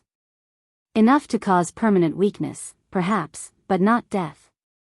How many volunteers would we need? Damien asked. For the full permanent sealing? At least 50 bloodline carriers, all working in perfect synchronization. Blackwood's expression grew troubled. The problem is finding them. Many of the old families have hidden their heritage so well that they've forgotten it themselves. Others may be reluctant to reveal their abilities for fear of persecution. Then we find them, Luna said with growing determination. We have 6 months and the resources of 7 kingdoms. If there are 50 bloodline carriers still alive, we'll locate them and convince them to help. And if there aren't 50? Alpha Thornfield asked grimly. The question hung in the air like a death sentence. Luna closed her eyes, reaching out with her supernatural senses to feel for others who carried the old blood. The effort left her dizzy, but she could sense them, distant sparks of power scattered across the continent like stars in the darkness. There are, she said with relief. Not all awakened yet, not all aware of what they are, but they're out there. I can feel them. Then we have a plan, Damien said, moving to stand beside her. We spend the next 6 months gathering allies and preparing for the ritual. It won't be that simple, Sage Thorn warned. Malachar isn't going to sit quietly in the Shadow Realm while we prepare to seal him away forever. He'll try to stop us, and his attempts will likely be creative. As if summoned by her words, the air in the war room suddenly grew cold. Frost began forming on the windows despite the late summer heat, and the candles flickered as an unnatural wind stirred through the chamber. Speaking of the devil, Marcus muttered, his hand moving to his sword. The temperature dropped further, and Luna felt her unborn child stir restlessly in response to the supernatural disturbance. Then, clear as if he were standing in the room with them, Malachar's voice echoed from everywhere and nowhere. My dear Luna, he said, his tone conversational despite the menace beneath it. I'm so pleased to see you've recovered from our last encounter. Pregnancy suits you, you're positively glowing with power. Luna's jaw tightened. What do you want, Malachar? Want? Oh, my dear, you misunderstand. I already have everything I want. The question is what you're willing to sacrifice to keep it. The frost on the windows began forming patterns, symbols that hurt to look at directly, designs that seemed to move when viewed from the corner of the eye. And through those twisted shapes, images began to appear. Children. Dozens of them, ranging in age from infants to teenagers. They were unconscious, lying in what appeared to be a vast underground chamber carved from black stone. And standing over them, like a guardian from nightmare, was a figure Luna recognized with horror. "Vivian," she breathed. "But she's dead." "I watched her die when the portal closed." "Death is such a relative concept in the Shadow Realm," Malachar replied with amusement. "Did you really think I would trust something as important as my backup plan to a single servant? Vivian was merely the face you saw. The real architect of my return has been working behind the scenes all along." The image shifted, showing the chamber from another angle. Luna could see now that it was vast, filled with row upon row of sleeping children. And at the far end, carved into the stone wall itself, was another portal, smaller than the ones that had appeared in the palaces, but glowing with the same malevolent red light. "The bloodline carrier's children," Alpha Blackwood said, his voice tight with horror. "He's taken them all." "Not all," Malachar corrected. "Just the ones from the most powerful families. 47 young souls, each carrying a spark of the old magic. If I can't have your child as my vessel, I'll make do with a collective consciousness drawn from the next generation." Luna felt the blood drain from her face. "You're going to try to merge them?" "Such a clever girl," Malachar purred. "One child might not provide enough power for my permanent return, but 47? Combined with the ritual preparations I've been making in the Shadow Realm? More than sufficient." "The triple moon convergence," Sage Thorn said with dawning understanding. "You're not planning to wait 6 months. You're going to attempt the merger during the convergence." "Which is tonight," Malachar confirmed with satisfaction. "Did you really think I would give you months to prepare your little sealing ritual?" "No, my dear Luna. You have until midnight to make your choice." The images in the frost shifted again, showing Luna herself standing in the underground chamber.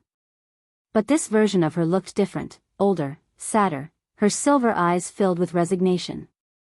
"Surrender yourself and your unborn child," Malachar continued, "and I'll release the other children unharmed. Refuse, and I'll proceed with the merger. Either way, I return to the physical realm tonight. But at least this way, some innocents survive." Luna stared at the images, her mind racing. 47 children stolen from their families, condemned to a fate worse than death unless she sacrificed herself and her baby. The weight of that choice pressed down on her like a physical force. "Don't even think about it," Damien said, reading her expression. "There has to be another way." "Is there?" Luna asked quietly. 47 children, Damien. 47 futures destroyed Unless we find a better solution, Marcus interrupted firmly.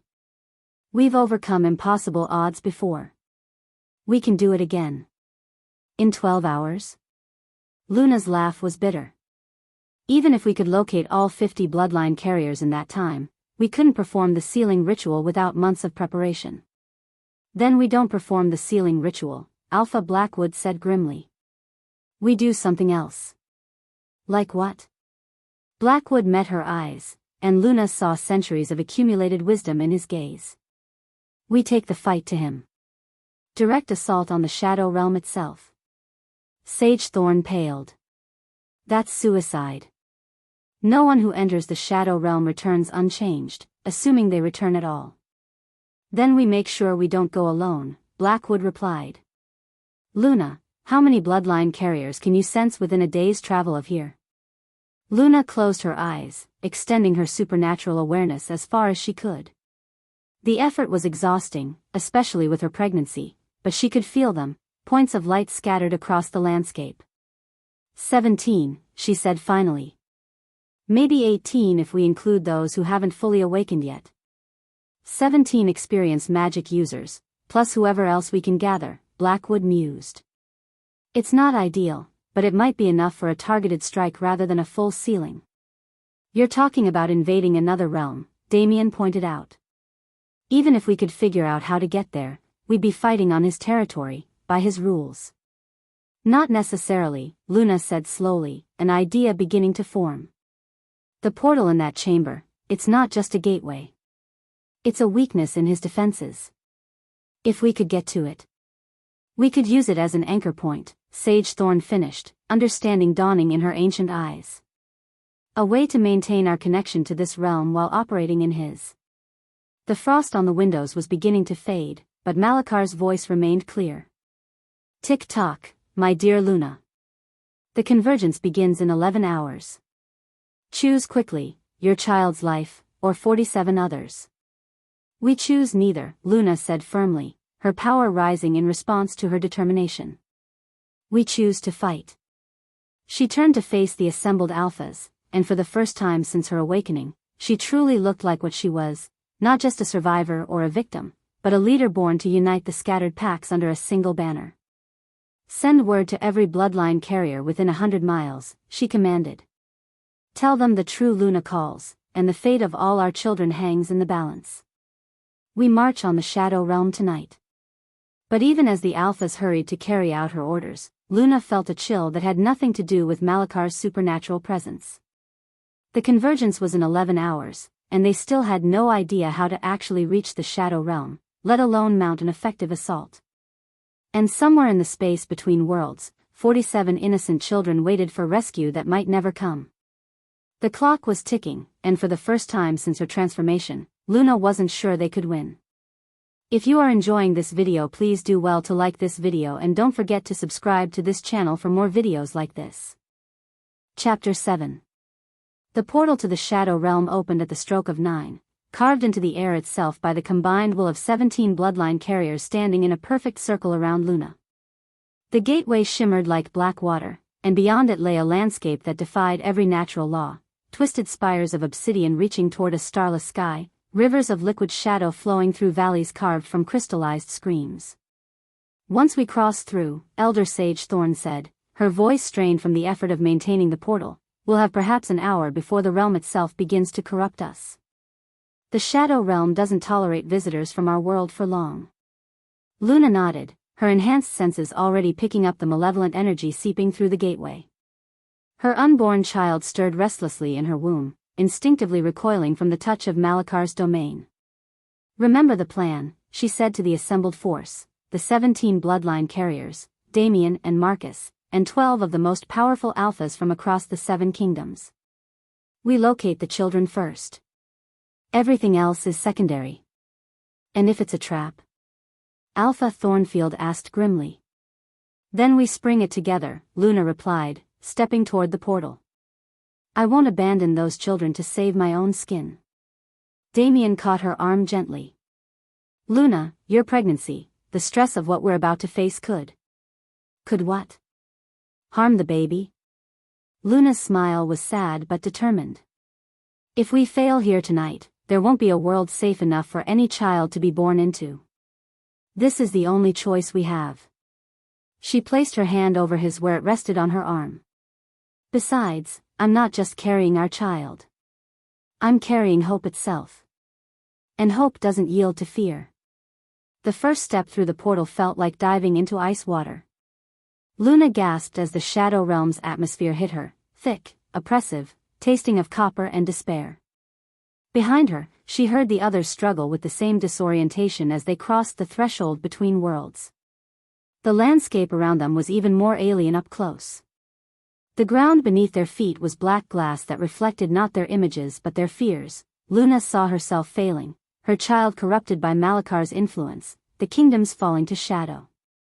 She forced herself to look away, focusing instead on the imposing fortress that rose in the distance. There, she said, pointing toward the structure. That's where he's keeping them. The fortress was a thing of nightmares, walls that seemed to breathe, towers that twisted in impossible spirals, and over it all, the pulsing red glow of the portal they'd seen in Malakar's vision. As they approached, Luna could hear something that made her heart clench with anguish, children weeping. How do we get inside? Marcus asked, studying the fortress walls. There were no visible gates, no obvious entrances, just smooth obsidian that seemed to absorb light rather than reflect it. We don't, Luna realized with growing horror. Look at the walls, really look at them. The others followed her gaze, and she heard several sharp intakes of breath as they saw what she had seen. The walls weren't just black stone, they were made of compressed shadow creatures, thousands of them twisted together into a living barrier. And at the center of each writhing mass was a human face, frozen in eternal agony. "The missing wolves," Sage Thorn whispered. "All the ones who disappeared over the past months. He's been building his fortress from their bodies and souls." Luna felt rage surge through her, silver fire dancing around her fingers. But before she could act on her anger, the fortress walls began to shift and part, revealing an entrance that yawned like a hungry mouth. "He's inviting us in," Damien observed. "Of course he is," Luna replied grimly. "This was always going to be a trap. The question is whether we can turn it against him." They moved through the entrance in formation, the bloodline carriers forming a protective circle around Luna, the alphas taking point and rear guard. The interior of the fortress was a maze of corridors that seemed to rearrange themselves when no one was looking directly at them. But Luna didn't need to navigate by sight. Her connection to the original Luna bloodline acted like a compass, pulling her inexorably toward the source of the children's distress. With each step deeper into the fortress, their cries grew louder, more desperate. "They're trying to fight it," she realized aloud. "Whatever he's doing to them, they're resisting." "Children's souls are naturally resilient," Sage Thorn agreed. "But that resistance won't last forever, especially not against the kind of magic he's wielding." They found the children in a vast circular chamber at the heart of the fortress. 47 young wolves lay on obsidian altars arranged in concentric circles around a central dais where the portal to their world glowed with malevolent energy. Each child was unconscious but clearly struggling, their faces contorted with pain, their small bodies writhing against the shadow tendrils that held them in place. And standing at the center of it all, his perfect features serene with anticipated triumph, was Malachar. "Welcome to my sanctum," he said, his voice echoing strangely in the vast chamber. "I'm so pleased you could join us for the convergence ceremony." Luna stepped forward, her power blazing around her like silver armor. "Let them go, Malachar. This is between you and me." "Oh, but it's not," he replied with a smile that was beautiful and terrible. "You see, my dear Luna, you fundamentally misunderstood the nature of this conflict. This was never about you versus me. This was about the choice between order and chaos, between my vision of perfect unity and your messy, inefficient concept of freedom." He gestured to the children, and Luna saw that the shadow tendrils binding them were connected to him. He was literally feeding on their life force, their innocence, their potential. "These children represent the future of your species," Malachar continued. "Scattered, unfocused, raised by parents who will teach them the same mistakes that have plagued werewolf society for centuries. But merged with my consciousness, they become something greater, a single, perfect will guided by centuries of wisdom and power." "You mean a single, perfect slave," Luna shot back. 47 unique souls destroyed to feed your ego." "I mean 47 souls elevated beyond their individual limitations," Malachar corrected. "But I suppose you wouldn't understand. You've always been so sentimental about individual choice." Above them, the chamber's ceiling showed the night sky of the mortal realm, where 3 moons hung in perfect alignment. The convergence was beginning, and Luna could feel the magical energies building toward their peak. "You have perhaps 10 minutes before the ritual reaches the point of no return," Malachar informed her conversationally. 10 minutes to choose between saving these children and stopping my return to your world. Because, my dear Luna, you cannot do both." Luna felt the truth of his words like a physical blow. The children were bound by magic that would take precious time to unravel, time during which Malachar could complete his merger and escape to the mortal realm. But if she focused on fighting him directly, the children would be consumed by his ritual. It wasn't a choice at all, it was a designed impossibility. "Luna," Damien said quietly, stepping up beside her. "What do you need me to do?" She looked at him, really looked at him, and saw not the proud, appearance-obsessed king who had rejected her, but a man who had learned what it meant to fight for something greater than himself. "Hold him," she said simply. "For as long as you can. Don't try to win, just give me time to free the children." Damien nodded, drawing his sword. The blade gleamed with more than reflected light. Somehow, crossing into the shadow realm had awakened something in him too, a connection to the same ancient power that flowed through Luna's veins. "Malachar," he called, his voice ringing with alpha authority. "Face me, if you're not too much of a coward to fight without hostages." The ancient evil's perfect features twisted with annoyance. "You think to challenge me, little king? You, who couldn't even recognize your own mate when she stood before you?" "You're right," Damien admitted, settling into a fighting stance. "I was blind, arrogant, and stupid. But I learned something from my mistakes, something you never could." "And what's that?" Damien smiled, and for the first time since Luna had known him, the expression held no trace of pride or arrogance. "That true strength comes from protecting others, not dominating them." He lunged forward, his sword singing through the air. Malachar met the attack with casual ease, dark energy forming a blade in his hand that intercepted Damien's strike. But the Alpha King pressed his assault, forcing the ancient evil to focus on their duel rather than the ritual. Luna didn't waste the opportunity. She raced to the first circle of children, her power flowing out to examine the shadow bindings that held them. The magic was complex, layered with centuries of accumulated malice, but she could see the patterns now, see how to unravel them without harming the young souls they contained. "Help me," she called to the bloodline carriers. "Feed me your strength." 17 streams of power flowed into her, and Luna felt her capabilities expand beyond anything she'd experienced before. With surgical precision, she began cutting through the shadow tendrils, freeing the children one by one. The first child she freed was a girl of perhaps 8, her blonde hair matted with sweat from her struggle against the binding. Luna caught her as she fell from the altar, feeling the girl's natural magic, strong but unfocused, exactly as it should be at her age. "Sleep," Luna whispered, using a touch of power to ease the child into natural rest. "You're safe now." But even as she moved to the next child, she could hear Damien's struggle growing more desperate. Malachar was toying with him, she realized, not putting forth his full power because he knew the Alpha King was no real threat to someone of his abilities. "You fight well for a mortal," Malachar said conversationally, parrying Damien's attacks with lazy efficiency. "But you lack the vision to see beyond your immediate concerns. Tell me, little king, what happens to your precious Luna when she exhausts herself freeing those children? Do you think she'll have the strength left to face me?" Luna felt the truth of his words even as she freed the 5th child.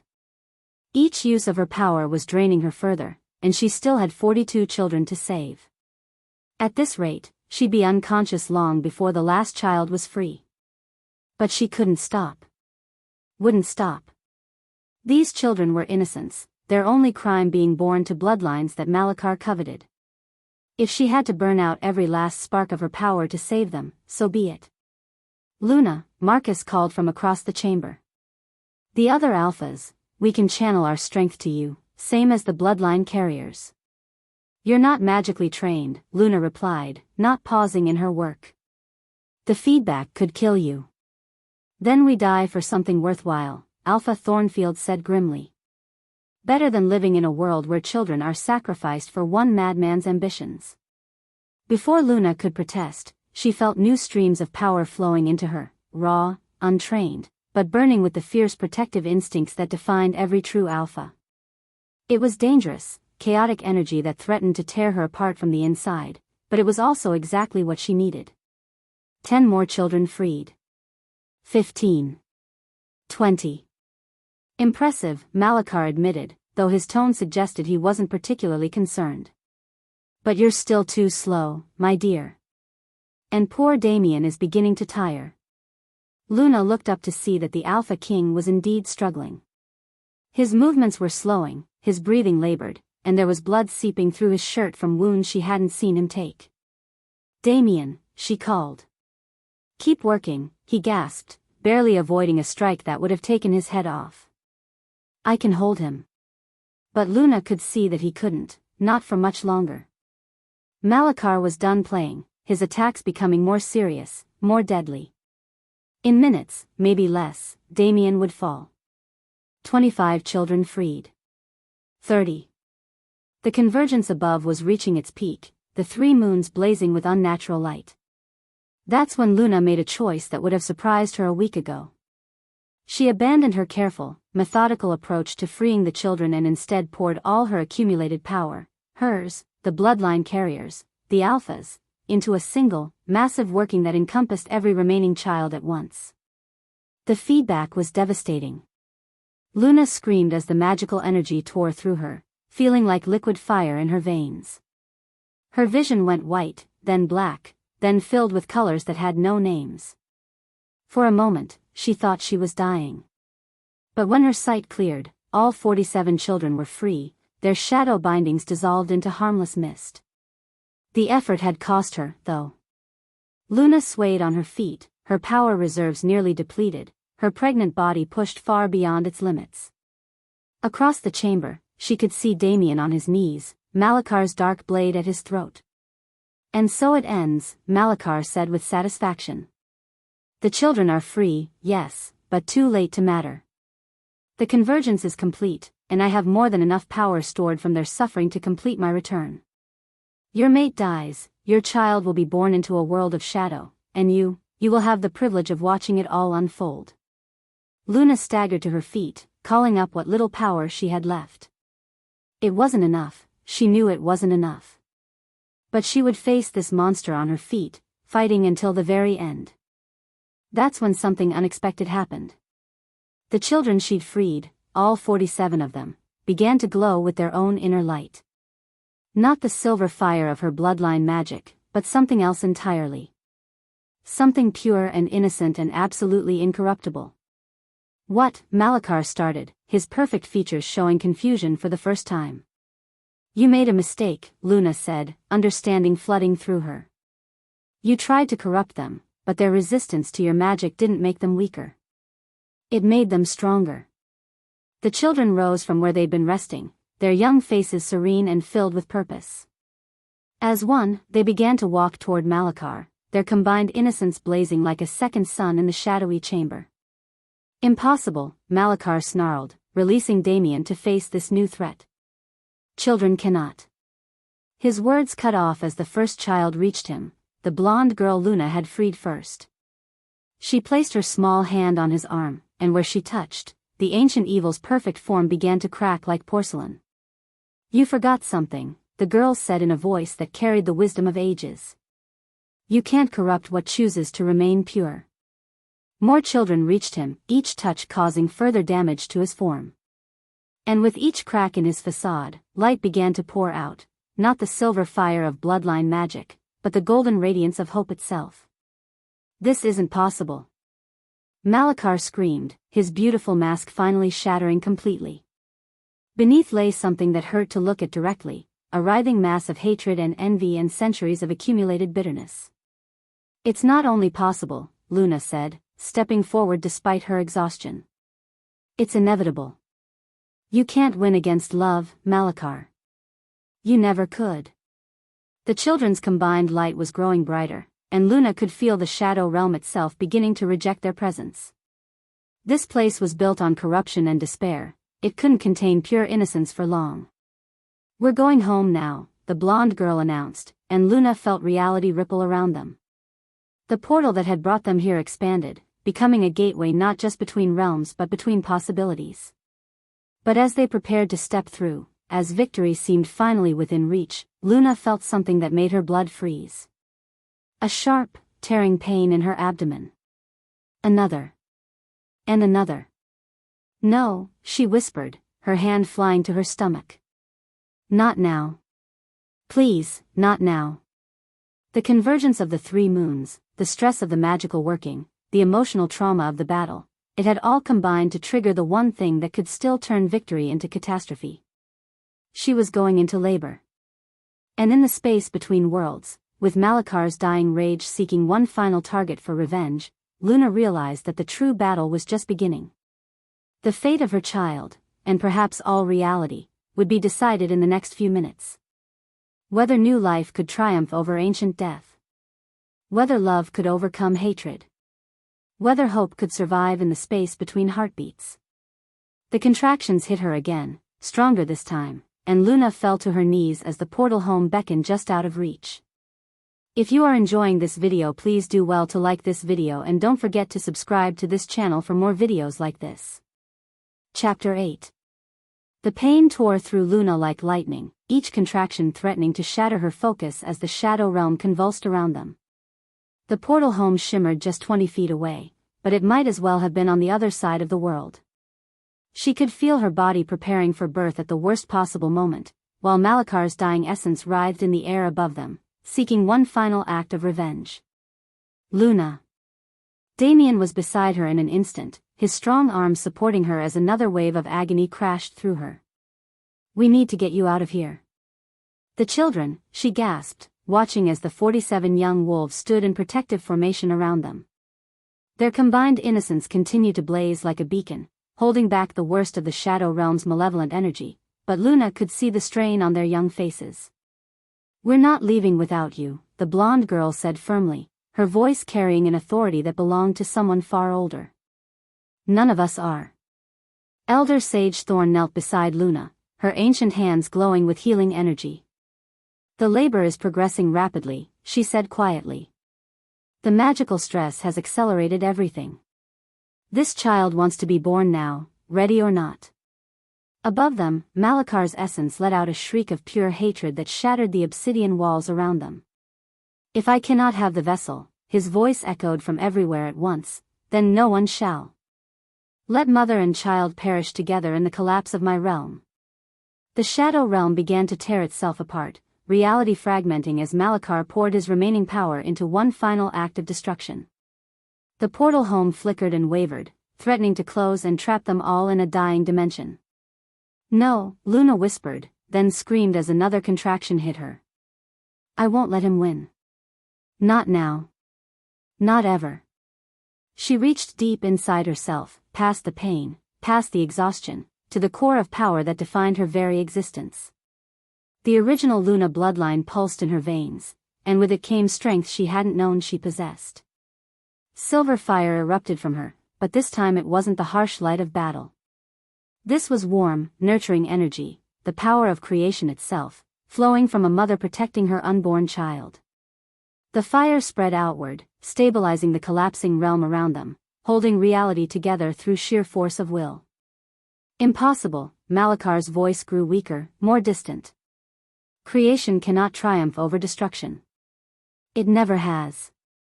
"Then you've never understood what love really means," Luna replied, her voice growing stronger even as her body prepared for the final stage of labor. "Destruction is easy, Malakar. Any fool can tear something down. But building something new, protecting something precious, that takes real power."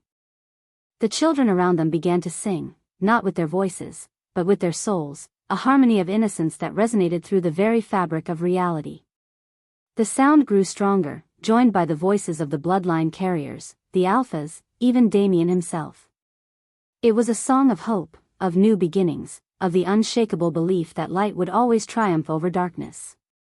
And in that moment, surrounded by the melody of united hearts, Luna felt her daughter decide it was time to enter the world. "She's coming," Sage Thorn announced, moving into position. "Everyone, maintain the circle. Don't let the realm collapse until this is finished." The birth happened quickly, as if the child was as eager to escape the Shadow Realm as her mother was to hold her. One final contraction, one last surge of silver fire, and then the first cry of a newborn pierced the air. It was the most beautiful sound Luna had ever heard, pure, innocent, full of life and promise. But more than that, it carried power. As her daughter's voice rose in that primal announcement of new existence, the last of Malakar's essence simply dissipated. Not destroyed, but transformed, his ancient hatred dissolved by the overwhelming force of new life entering the world. The Shadow Realm stopped collapsing. The portal home stabilized. And for the first time in 3 centuries, the space between worlds was completely free of Malakar's influence. "Look," Marcus whispered, pointing upward. Above them, where the twisted sky of the Shadow Realm had shown only darkness, stars were beginning to appear. Real stars, shining with gentle light instead of malevolent energy. The realm was healing itself, transforming from a place of exile and corruption into something entirely new. It's beautiful, one of the children breathed. Luna looked down at the tiny form in her arms, her daughter, perfect and whole, with silver-touched hair and eyes that already held ancient wisdom. The baby was quiet now, studying her mother's face with the intense focus that only newborns possessed. "Hello, little one," Luna whispered, tears streaming down her cheeks. "Welcome to your world. What will you name her?" Sage Thorn asked gently. Luna considered for a moment, then smiled. "Hope," she said simply. "Her name is Hope." As if summoned by her words, the portal home flared brighter, and Luna could hear voices from the other side, people calling their names, celebrating their return. The bloodline carriers who had remained behind, the palace guards, the citizens who had waited anxiously for news of their fate. "Time to go home," Damien said softly, and Luna was surprised to see tears in his eyes as he looked at their daughter. Time to begin again.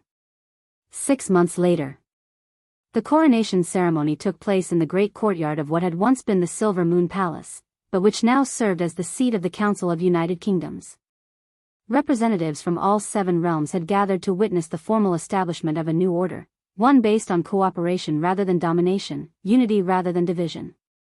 Luna stood on the dais where Damien had once announced his choice of Vivian as his Luna. Now, instead of a single throne, there were 7 seats arranged in a circle, with an 8th at the center. Each Alpha retained sovereignty over their own territory, but they would work together through the council to address threats that affected them all. "Do you, Luna Ashworth, accept the responsibility of High Luna?" Elder Sage Thorn asked, her voice carrying clearly across the assembled crowd. "Do you swear to lead with wisdom, to judge with compassion, and to protect all who look to you for guidance?" "I do," Luna replied, her voice steady and strong. In her arms, baby Hope gurgled contentedly, already accustomed to the weight of ceremony and the attention of crowds. "Then by the power of the original Luna bloodline, by the will of the United Kingdoms, and by the grace of Hope itself, I name you High Luna of the Council Realms." Sage Thorn placed a circlet of silver and starlight on Luna's head, not a crown of dominion, but a symbol of service. The crowd erupted in cheers, and Luna felt her heart swell with pride and determination. This was what she had fought for, not revenge against those who had wronged her, but the chance to build something better. After the ceremony, as the celebration continued in the courtyard below, Luna retreated to her private chambers for a few moments of quiet. She found Damien there, standing by the window that overlooked the gardens where children from all the kingdoms played together without regard to their parents' status or appearance. "Regrets?" she asked quietly, joining him at the window. He was quiet for a long moment, watching their daughter sleep peacefully in her cradle nearby. "Only one," he said finally. "That it took me so long to see what was right in front of me." Luna studied his profile, noting the changes the past months had wrought. The arrogant Alpha King was gone, replaced by a man who had learned the true meaning of leadership. He'd proven himself over and over, fighting for the rights of those who had no voice, using his influence to support her vision of a more just society. "You've changed," she observed. "We all have." He turned to face her, and she saw genuine humility in his eyes. "Luna, I know I have no right to ask this, but I'd like to be part of Hope's life. Not as your mate, I understand that ship has sailed, but as her father. If you'll let me." Luna considered his request carefully. Trust, once broken, wasn't easily repaired. But she could see the sincerity in his eyes, hear it in his voice. More importantly, she could see the love he already felt for their daughter. "Actions, not words," she said finally. "Prove to me that you've truly changed, and yes, you can be part of her life. But Damien, if you ever hurt her the way you hurt me." "I won't," he said quickly. "I swear it, Luna. She'll never doubt her worth because of anything I say or do." A soft knock at the door interrupted them. "Come in," Luna called. Marcus entered, his face lighting up when he saw Hope sleeping peacefully. Over the past months, he'd become a constant presence in their lives, helping with late-night feedings, offering quiet support during the difficult days of establishing the new government, simply being there when Luna needed someone she could trust absolutely. "The Northlands delegation is asking to speak with you about the new trade agreements," he said, but his attention was clearly on the baby. Though I told them it could wait until morning if you're tired. Luna smiled, watching as Marcus automatically moved to check on Hope, his movements gentle and sure. Here was a man who had loved her before her transformation, who had seen her worth when she couldn't see it herself. More than that, he was someone who loved their daughter as if she were his own. "Marcus," she said softly, and he looked up with questioning eyes. "Will you walk with me in the gardens tomorrow? I think it's time we had a conversation about the future." His face broke into a smile that transformed his usually serious features. "I'd like that very much." As if sensing the emotional undercurrents in the room, Hope chose that moment to wake up, her silver eyes blinking owlishly as she took in the faces around her. When her gaze found Luna, she made a soft cooing sound that melted every heart in the room. "Hello, my precious girl," Luna whispered, lifting her daughter from the cradle. "Did you have sweet dreams?" Hope reached up with one tiny fist, grasping at her mother's hair with the determination that Luna suspected would characterize her entire life. In that simple gesture, Luna saw the future, a world where children would be valued for who they were rather than what they looked like, where strength would be measured by character rather than appearance, where love would triumph over prejudice. "You know," Marcus said thoughtfully, "she's going to grow up in a very different world than we did." "That's the point," Luna replied, gently extracting her hair from Hope's grip. "She'll never know what it feels like to be judged by her appearance, to be told she's not good enough because she doesn't fit someone else's ideal. None of the children will." Through the window, they could see the celebration continuing in the courtyard. Children of all backgrounds played together, the offspring of nobles and servants, alphas and omegas, mixing freely without any awareness of the social barriers that had once divided their parents. "The new laws are working," Damien observed, following her gaze. "The education reforms, the anti-discrimination measures, the merit-based advancement systems, people are actually embracing the changes. Change is easier when you show people a better way rather than just telling them what they're doing wrong," Luna replied. "Besides, most people want fairness. They just needed someone to make it possible." Hope yawned, a tiny sound that somehow managed to capture everyone's attention. Luna rocked her gently, humming a lullaby her own grandmother had sung to her years ago. "What are you thinking about?" Marcus asked softly. Luna was quiet for a moment, considering how to put her thoughts into words. "I was thinking about that night in the forest, when Sage Thorn told me I was the daughter of the original Luna. I was so angry then, so hurt by everything that had happened. I thought my life was ending." "And now?"